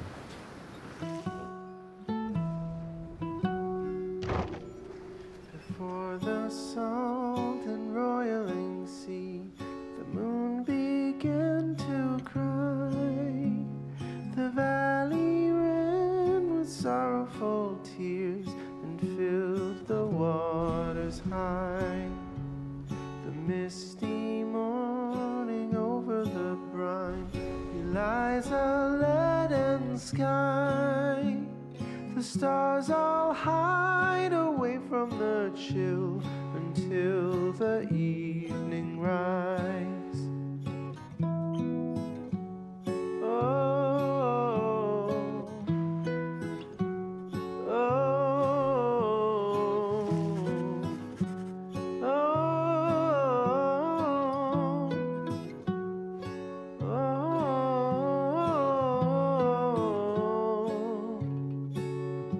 At last, the wagon rumbles onto solid, jagged ground. Black Basin. Northern landmass of the downside. Scuttled her foe. The doomed ship still resides. The Titan met her end on its prow, forsaken by the tides. In death she leaves her stain on the place. The tempest Sir Gilman's crest. Official certification of knighthood in the Commonwealth. Sought by Worm Knights. 1,000 years gone by. Oh. You approach Sir Gilman, who must have just finished practicing his fencing maneuvers. He regards you with his single eye. Hail, Master Reader! This knight is determined to train harder, having joined the famous Nightwings. He shall ensure that this triumvirate continues to live up to its most feared reputation. This is such an honor, and this knight has a great deal of honor to regain. Having fled the Pyre hearts, this knight fully expects now to conduct the rites in a most honorable fashion, to the fullest letter of the law described within the books. Some triumvirates this knight has met, and perchance mentioned by name. They are inclined to bend the rules a bit, sometimes a lot, and to prevail by any means they can. But this is wrong. The exile who refuses to obey the rules, as they were written by the Under King Orez and his 7 friends, deserve neither his honor nor his freedom.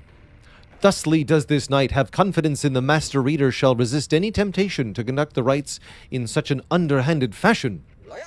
Now then, this knight must undergo a thorough cleansing, having trained until the point of foulness. So please excuse him, Master Reader. He slithers off, leaving a slimy trail behind him.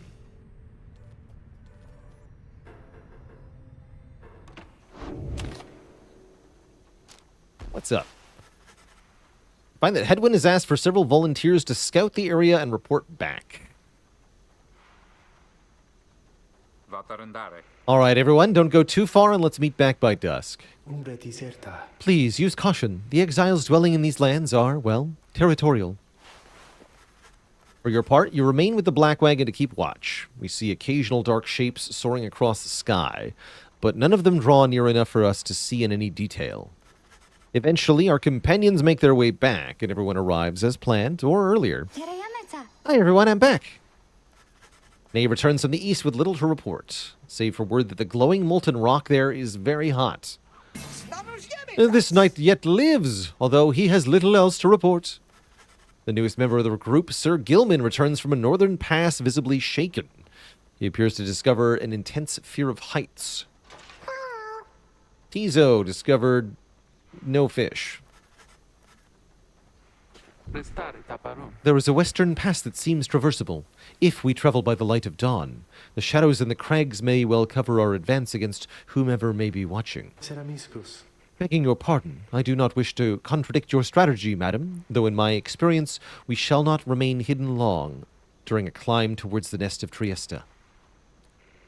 The exiles of the High-Wing remnants, you may have no love for them, inherently, but they have no such qualms with me. For now, I may be able to negotiate safe passage. Negotiate? With them?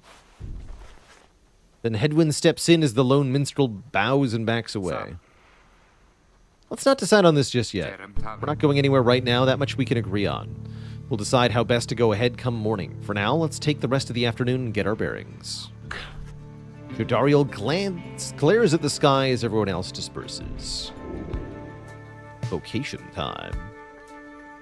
What's up, Broth Soup? What's the premise of this game? A very unique game. It's one part visual novel, which you're seeing right now, one part magical sports. Bizarre.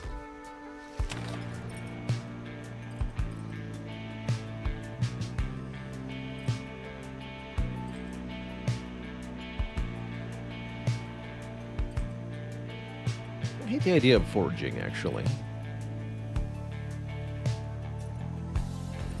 Let's forage for resources. Alkenron value something here. Or celestial residue. That sounds like it gives me the trinket level up item. Hello, Shemka. Well, chum, enough scrounging for one day. Usually there's not much, but if you never look, you never get. And believe you me, it adds up. +6 rank to talisman. Neat. Cool. Okay with that.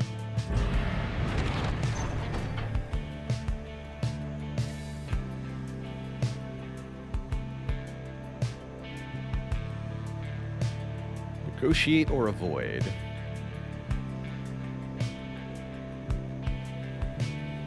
Jodariel knows what's up. Stay on the low ground.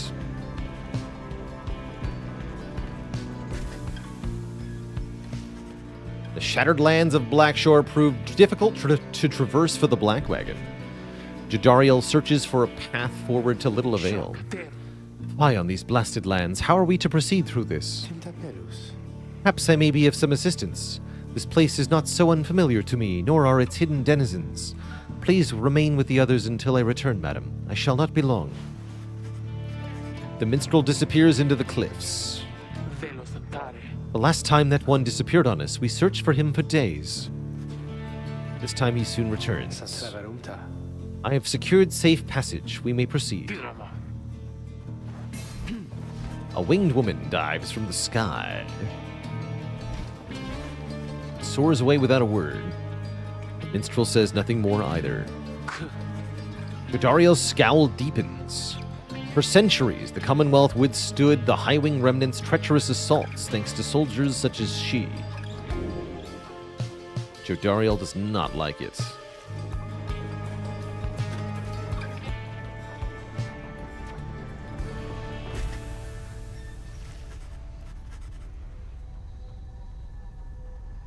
At last we arrive at the nest of Triesta,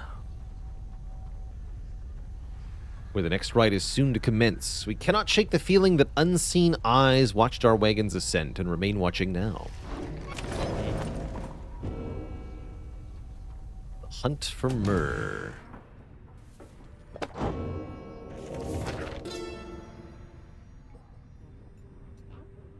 In the words of Golathanian, the Master General, my emperor lay there, bleeding and alone, stranded in a bitter land beyond the river. With fleeting consciousness, he understood the folly of his quest and the folly of his rule over his country. Thus did he await the last embrace. It was the imp Haub that nursed him back to health and warned him often of the dangers he would have to face. Many enemies of Myr would come in search for him, some under employment by the rope collar, some longing openly for cold, uncomplicated vengeance. I was one of them. I plunged into the river willingly. We needed to be sure he was dead.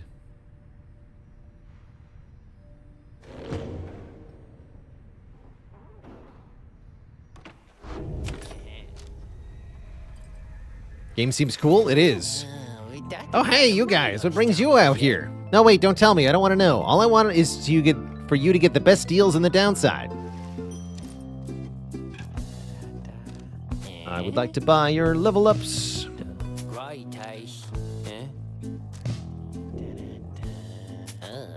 So hoarding these for now. Dousing the enemy pyre. The bear's pyre is restored.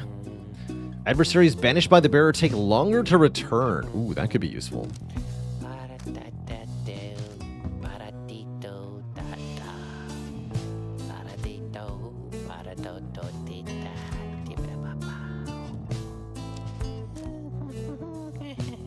Fang seems good too. Good job, Ron. Thanks, guys. Good luck in that thing you're going to. Mance. The rite. You and your fellow exiles gather on the blasted lands called the Nest of Triesta, expecting the imminent commencement of the rites. You see no sign of any adversaries, but then you hear a whooshing sound from above.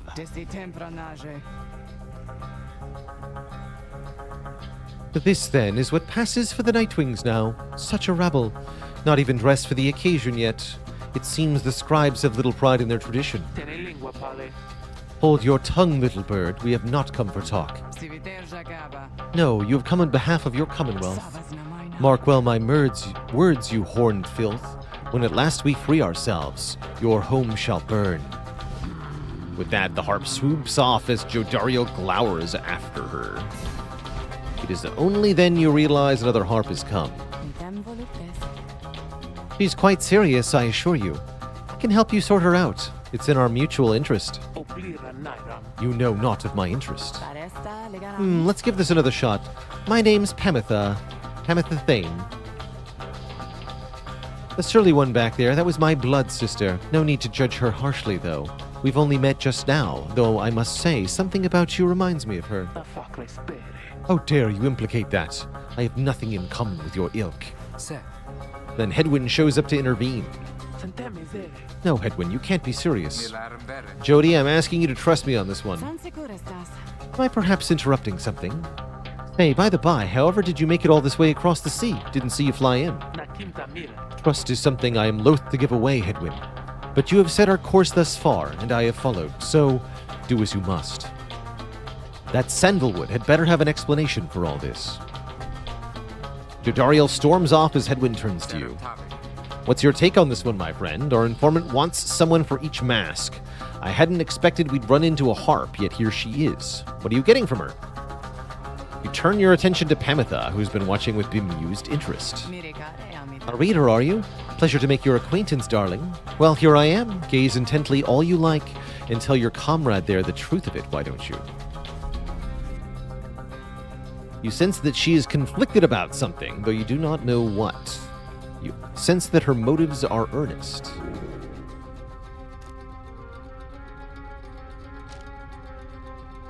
Maybe her training gives her some resistance to my scrutiny.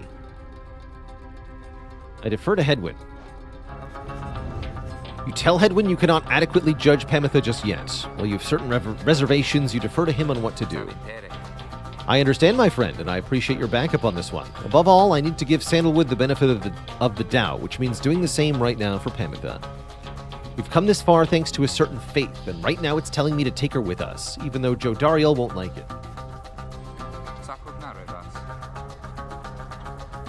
I'm Hedwyn. We'll accept your offer on 2 conditions. Why, sure, I love a good condition or 2. First, after we finish here tonight, you come along and make sure your blood sister and her friends don't give us trouble when we're headed out. Second, you'll have to find a way to get along with Jodariel, who you met earlier. Brilliant. I had no plans to stick around here anyway. As for your demon friend, no doubt we'll get on famously. Now, I don't suppose you have an extra set of raiments I could use, because I think the rite is getting started. You look up and see that she is right. Pamitha has a score to settle.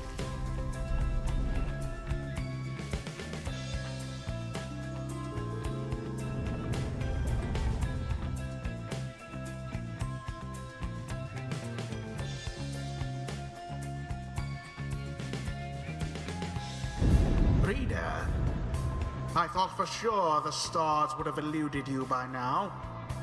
Yet here you are, somehow, upon the nest of Trieste.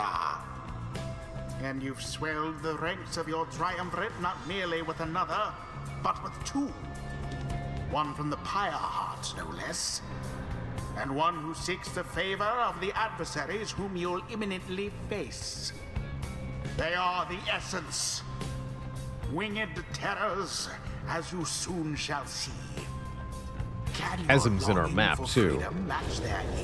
Will make the non-flying party members a bit tougher to use. You observe as Pamitha, now clad in Nightwing's raiments, heads towards your adversaries in the right. You, what sort of heathen harp would dare take wing against us? Hello there, Tamitha. Tamitha's blood sister stares back at her a while before responding. What in the saint's name are you doing here with them? Doubtless come to dig your talons in my back again. No, sister, I've come to have a word with you. Save it. I cannot help but share your poisoned blood. But I shan't ever count you as my sister. You expect me to believe that you came all this way for talk? You waste your time as ever. What's life if not a waste of time, dear sister? Give me a chance, why don't you? What do you even have to lose anymore? Besides, I've come a long way. Silence. You shan't have come here, and the time for talk is long since past. If only you could see yourself, again, consorting with my enemies. Fine then, savor the defeat, but I warn you, stay away from me. Amethyst says nothing more.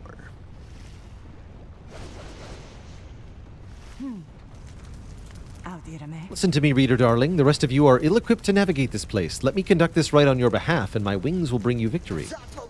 Dear lady, your words ring true. This knight is flattered that you have not eaten him, as is the tendency among your kind. This knight hereby volunteers his post in the triumvirate for thee. Sir Gilman refuses to participate in the rites this night. You observe the treacherous terrain. Pamitha should be better suited to the rites here than the rest of you. True. Now let us begin. No trinkets available, but take Tizos. Get to you.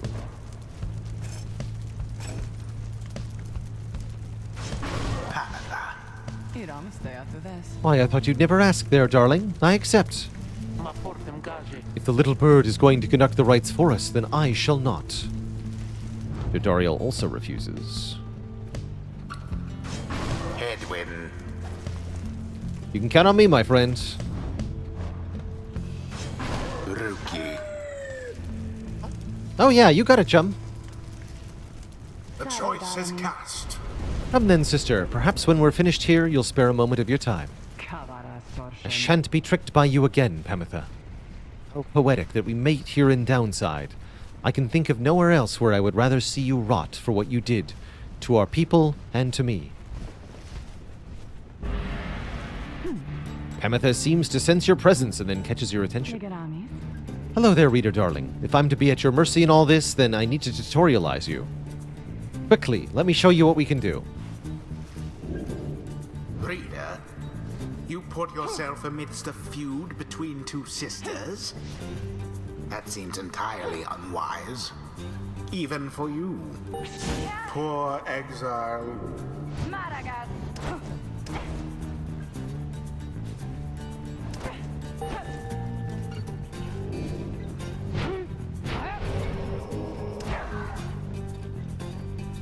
Well, tackling, she cannot be banished. Okay, so she moves with her tackle. That seems quite valuable.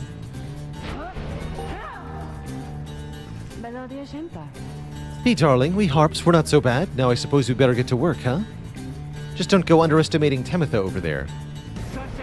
To the skies, sisters! Talon formation!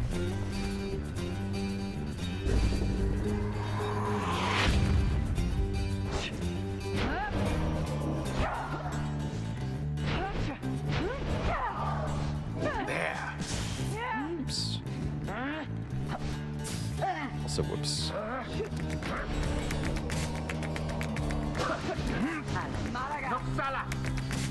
Quite an exchange.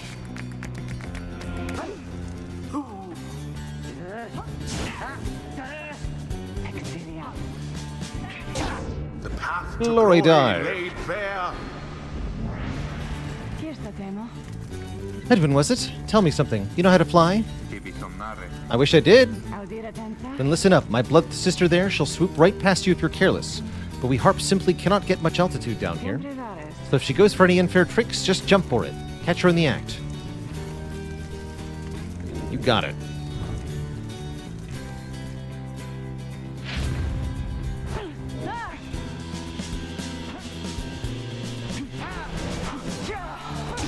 Glory to the scribes.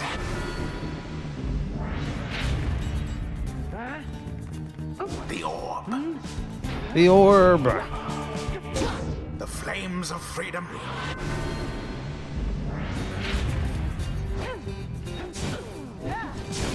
They jumped into the chasm by accident. Good for them.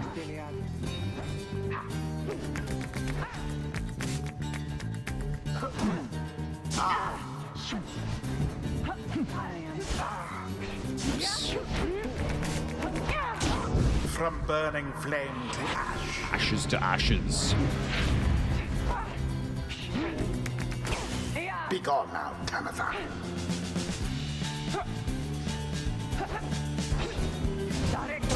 Ah, yes. Let's just get Rookie in there one last time. Damn you, Pamitha. You are no true Thane, to think you have the gall to call me sister, still, after everything you wrought upon us.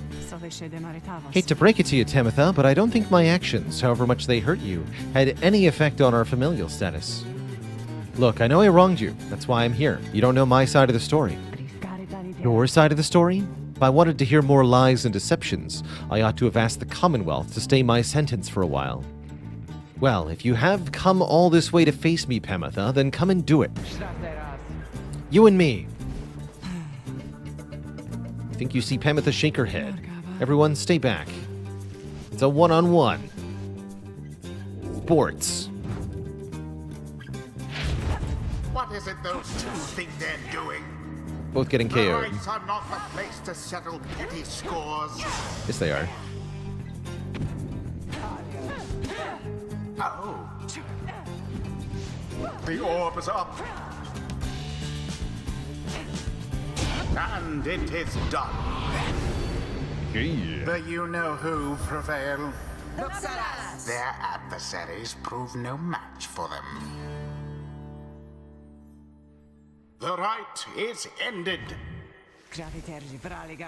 You Commonwealth filth. Only through that traitor's help could you have beaten us. You postpone the coming of our liberty, but we are ever patient, and our sisters on the other side shall have their day, with or without my aid.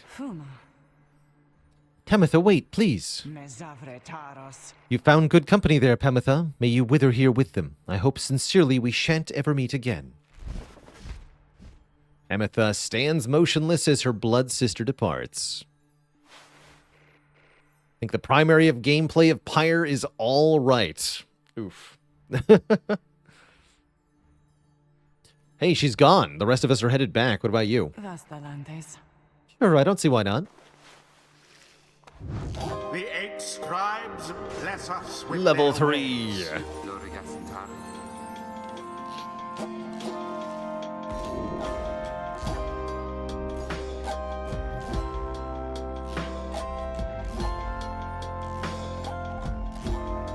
Instantly return banished allies to moving where they fell.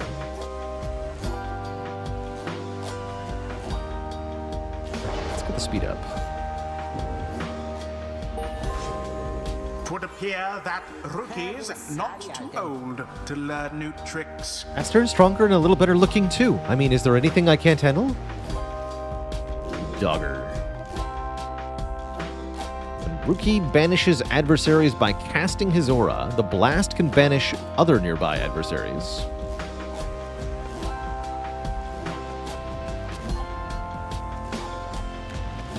Let's cast further with Rookie.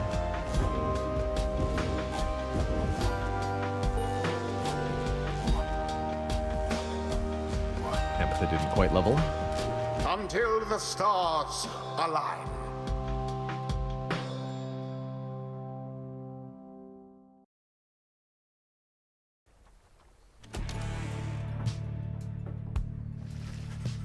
After vanquishing the Essence almost effortlessly, you and the others return to your wagon to consider your next move, and how best to integrate Pamitha into the group. Don't worry, I won't be staying any longer than it takes. I like my air fresh so I can sleep up on the roof. I trust the rites will cause my path and Temitha's to cross again before long. You're welcome with us for now, Pamitha. Trust is what got us here, isn't that right, Rookie? But Rookie does not seem to hear the question. He's been rather quiet since first encountering your new guest. Ametha smiles at him. He stammers something about having to check the wagon wheels again. Reader, I ask a moment of your time outside. There is somewhere I may ask we go here in Black Basin, Reader. By your leave, of course, and provided the stars allow it. Will you look upon them for us, please?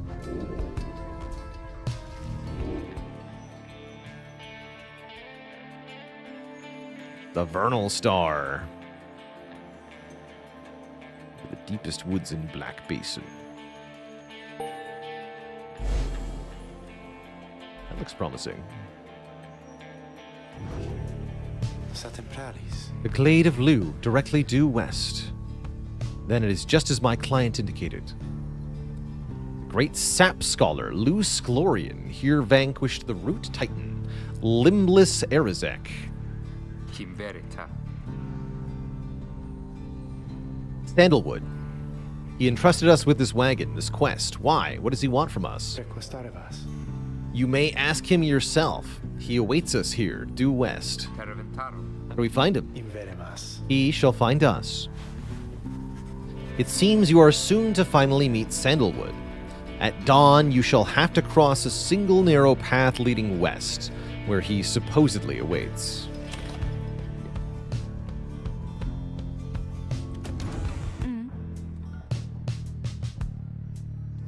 The orb has not summoned anyone.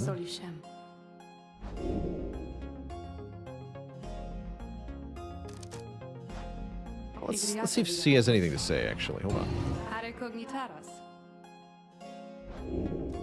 What's on your mind? So then, we are back on solid land or something like that, hmm? Then this must be Black Basin. Flames and noxious fumes on one side, suffocating forest on the other. Lovely, lovely place. So good of you to take me here. You truly would pursue those blasted stars until the furthest corners of this land, it seems. Though I had better cease my blasphemy, or else the scribes themselves just might descend from up on high and strike me with another much-deserved penalty. The thrill of such transgressions, reader, sometimes it keeps me going, not that I have any real choice. Now we had best get back to our normal business, as it were.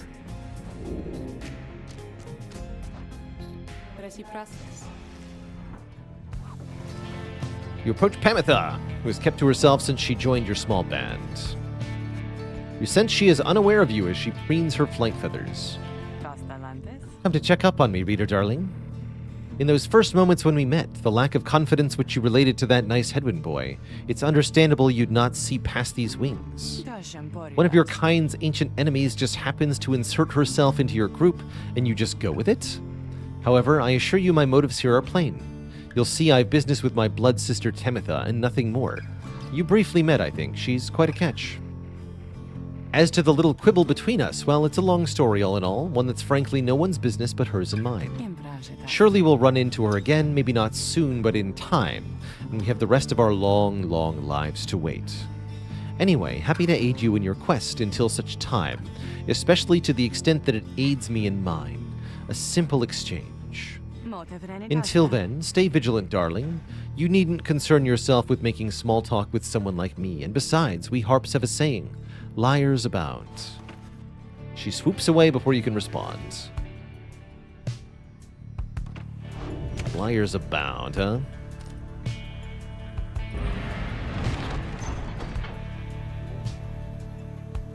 I considered voicing an audiobook? I have considered such a thing, yeah.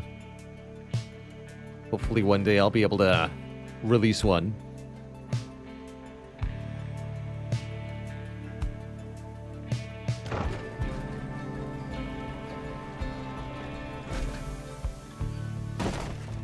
The wagon has hit a snag, descending the Black Crags. Its wheel is stuck. Jody is not pleased. First that blasted bird, now this. Though you lack Jodariel's raw strength, you join in as she attempts to dislodge the wagon. At last, with a roar and a heave, she forces the wagon back onto solid grounds. May this sandalwood be worth all the hassle. Thanks, Jody. Tefaras. Soon the wagon is prepared to press onward down the jagged slopes towards Wakingwood. Your companions who explored ahead advise on which of the forked paths is best.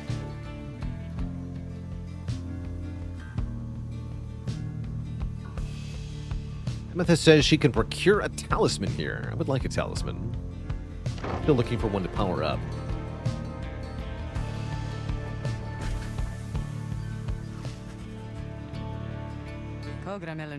They clip our wings before they cast us down, you know, but the same we learn to flit around a bit. Just watch.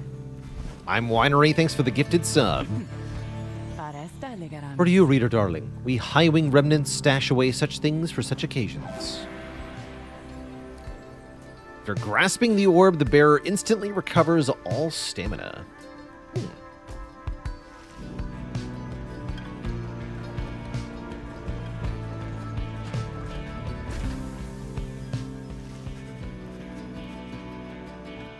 It is here that Sandalwood is to be expecting us. However, most puzzling, he ought to have met us here.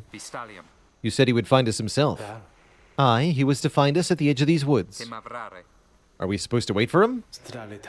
He would desire for the stars to be your guide as always. The rites beckon, and the rites take precedence above all else. Surely he shall find us yet. Then we keep moving. How do we get through these woods? The lone minstrel notes two possible paths forward, though cautions that the woods are difficult to navigate, and Sandalwood would have known the most expedient path.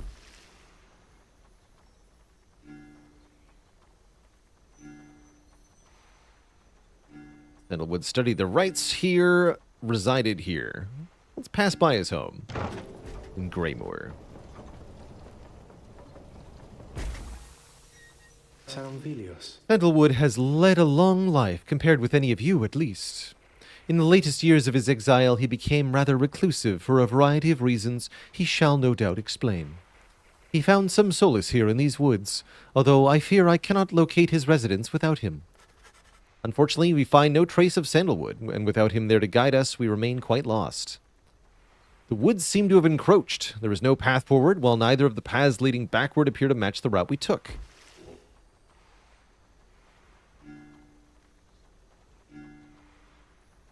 Tizo says go here.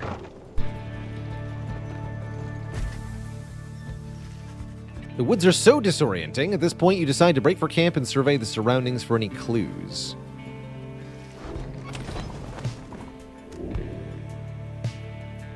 Ah, I was hoping the Beyonder Crystal would seek Jodariel soon. Instrusantis. Greetings to you, lovely reader. What's on your mind?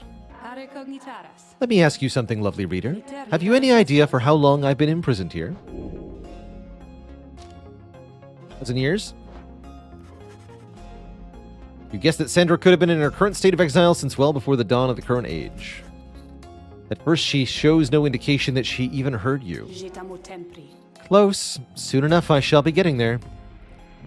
I've been imprisoned thus for 837 years. According to my count, at least. It's possible I have lost track, although, given my state, I can assure you I have had ample time to verify my arithmetic. She goes silent for a time. Let me give you some advice. If you decide to kill the Emperor, make sure you achieve what you set out to do. I expected my own death regardless of the outcome of my task. I was not expecting this. Certainly not to be telling you about it 837 years later, or however long it has been. Although, enough of that for now. Back to business.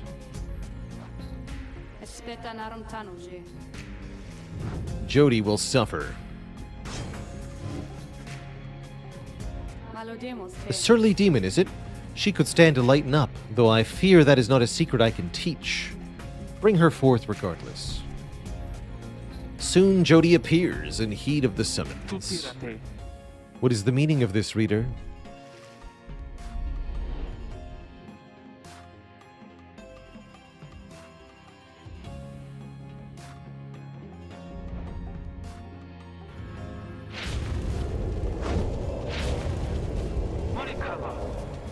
Where are the others?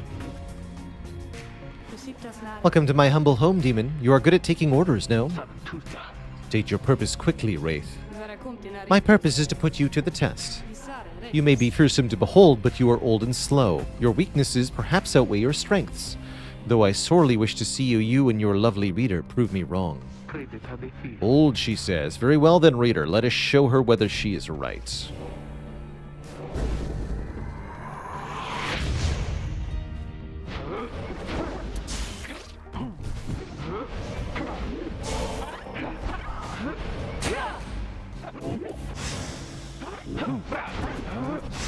Oops. She might be right.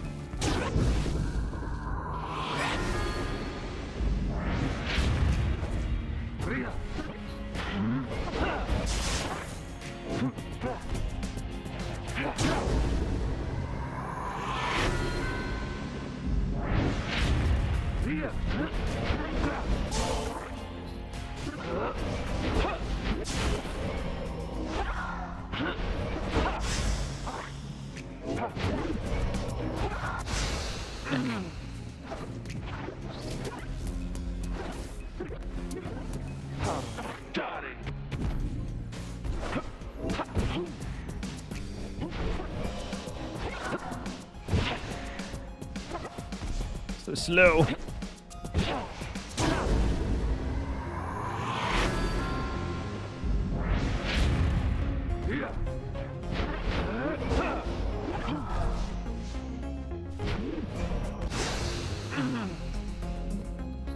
That might where I was touching you.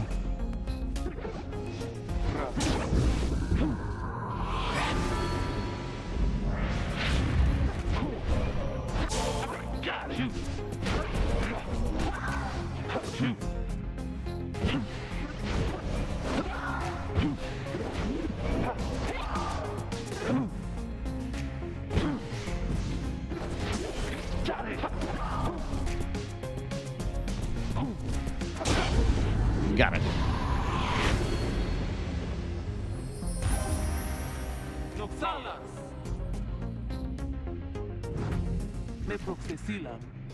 Are you satisfied now, Wraith? I am never satisfied, demon. However, your performance was sufficient. Thus, congratulations are in order to you and your lovely reader. Now, farewell.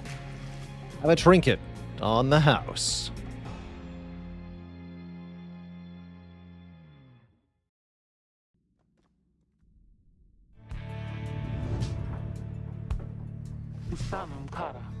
That was a strange experience.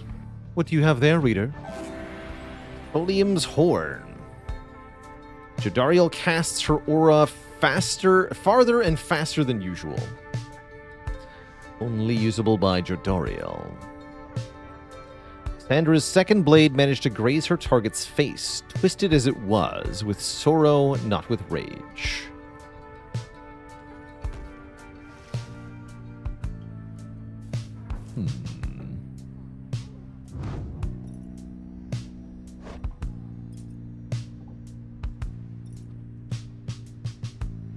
Faster, farther aura cast does let me knock enemies out much more easily.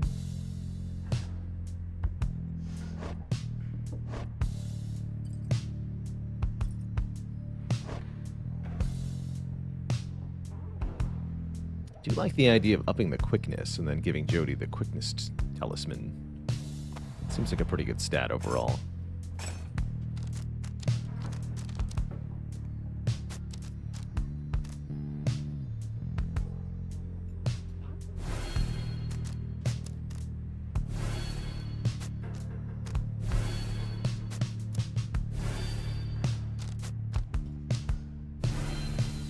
Rank 20 is the max.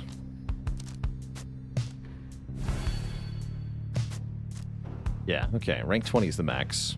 Am I liking the core gameplay of Pyre? It's fine. Wouldn't call it great.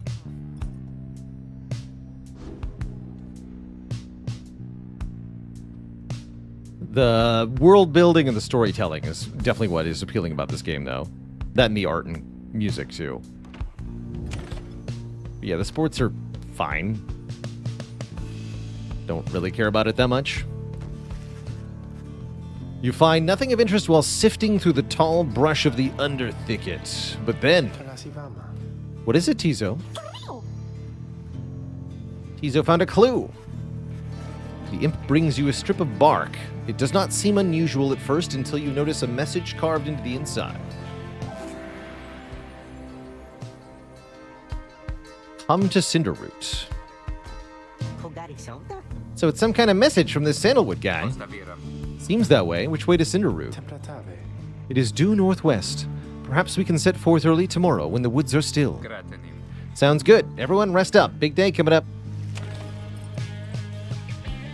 Let's improve our vocations, I suppose. We can make everyone faster too, right? Yes, we can.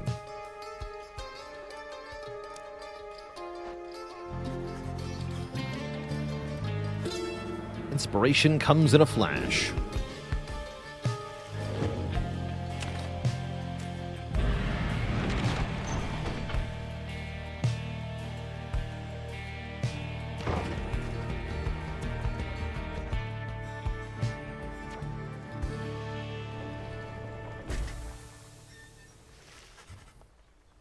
You arrive on the outskirts of Cinderroot, but once again, the informant Sandalwood is nowhere to be found. You sense the hopes of your companions waning as your search through the area yields nothing. Then something startles the imp. He spotted someone. A tall figure strides forward from the trees, making a sound like laughter. The imp charges toward him and leaps right into his arms. They embrace. Hail, Tizo, but you look famished. Here. The tall sap produces something that the imp swallows immediately and with great pleasure. The lone minstrel nods his head in affirmation. Everyone, I wish to introduce you to my client, Volfred Sandalwood.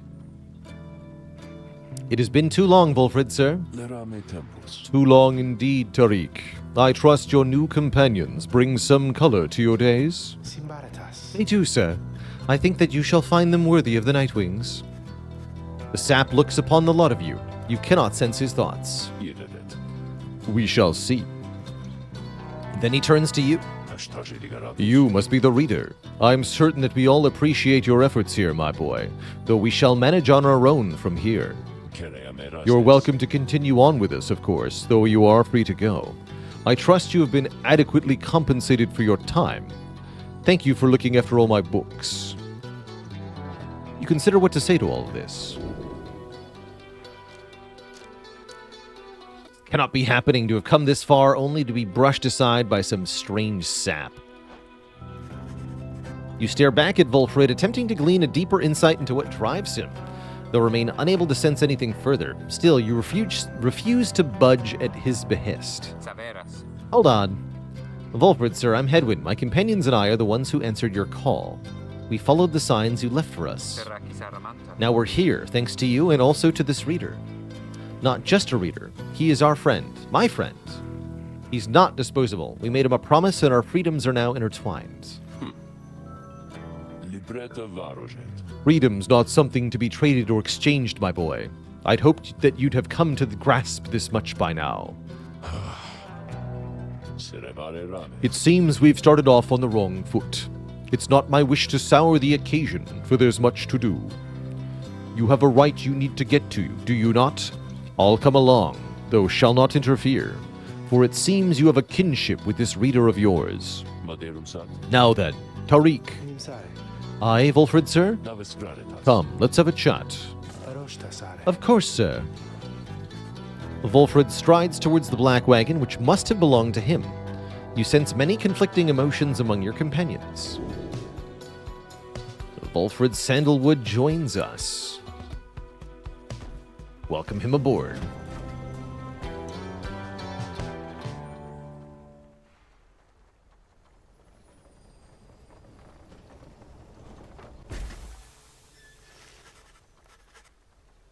Our wagon cuts through a clearing to arrive at the glade of Lu, where the stars directed you.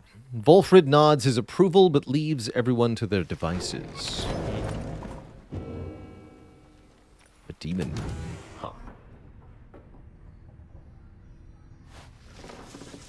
As you approach Volfred Sandalwood, you feel very much aware that you reside within his black wagon, rather than he in yours.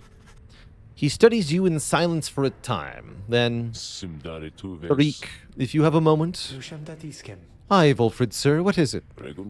This reader, you deem him worthy, by your estimation? The lone minstrel tilts his hat in our direction. If you wish my own estimation, Volfred, sir, then I do. Of course, it is not entirely for me to say, but I haven't seen this reader integrating with the others well. I believe that his achievements are self-evident in having reached Black Basin. Your instructions were deliberately difficult to follow, yet he and the others followed them.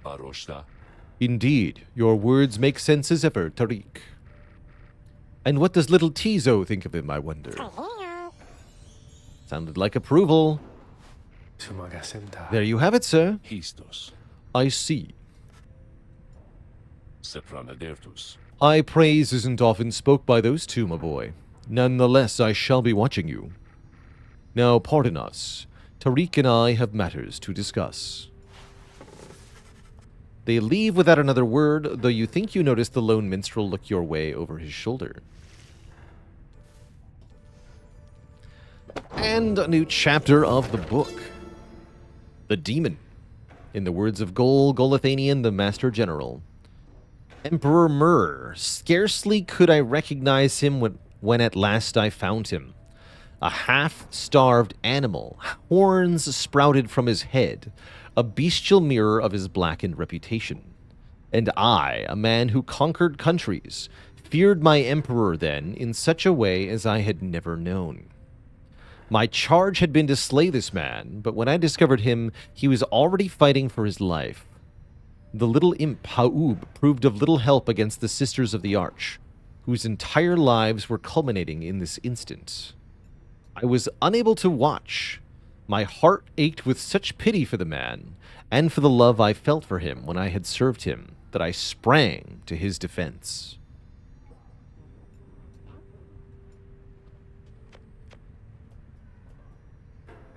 His general found him. Instead of killing him as anticipated, helped him out in a fight.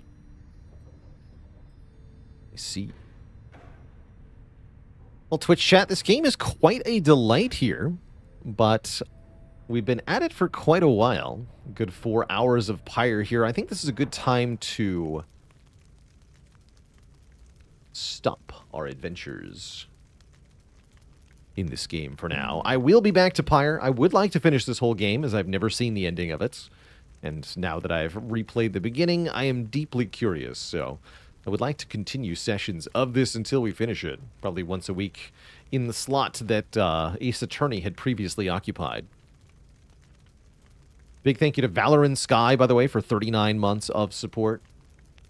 Thank you, thank you. Call it a cozy weekend stream here, folks. Happy Thanksgiving to all of you in the U.S. who celebrated over the on Thursday. This is where I'm going to get on out of here for now, but we'll be back at it on Tuesday. Did I just say the beginning? Yeah, we just started this game today. So you saw the first few hours of Pyre. See you later, Side Quester, I Am Winery, Virtual256, Pony, and everybody else. Thanks for hanging out and staying cozy with me. I'll catch some of you next week when we return to our normal streams. Until then, my Twitch chat, stay cozy and have a very, very good one. Toodaloo, my friends, and good evening. Bye-bye.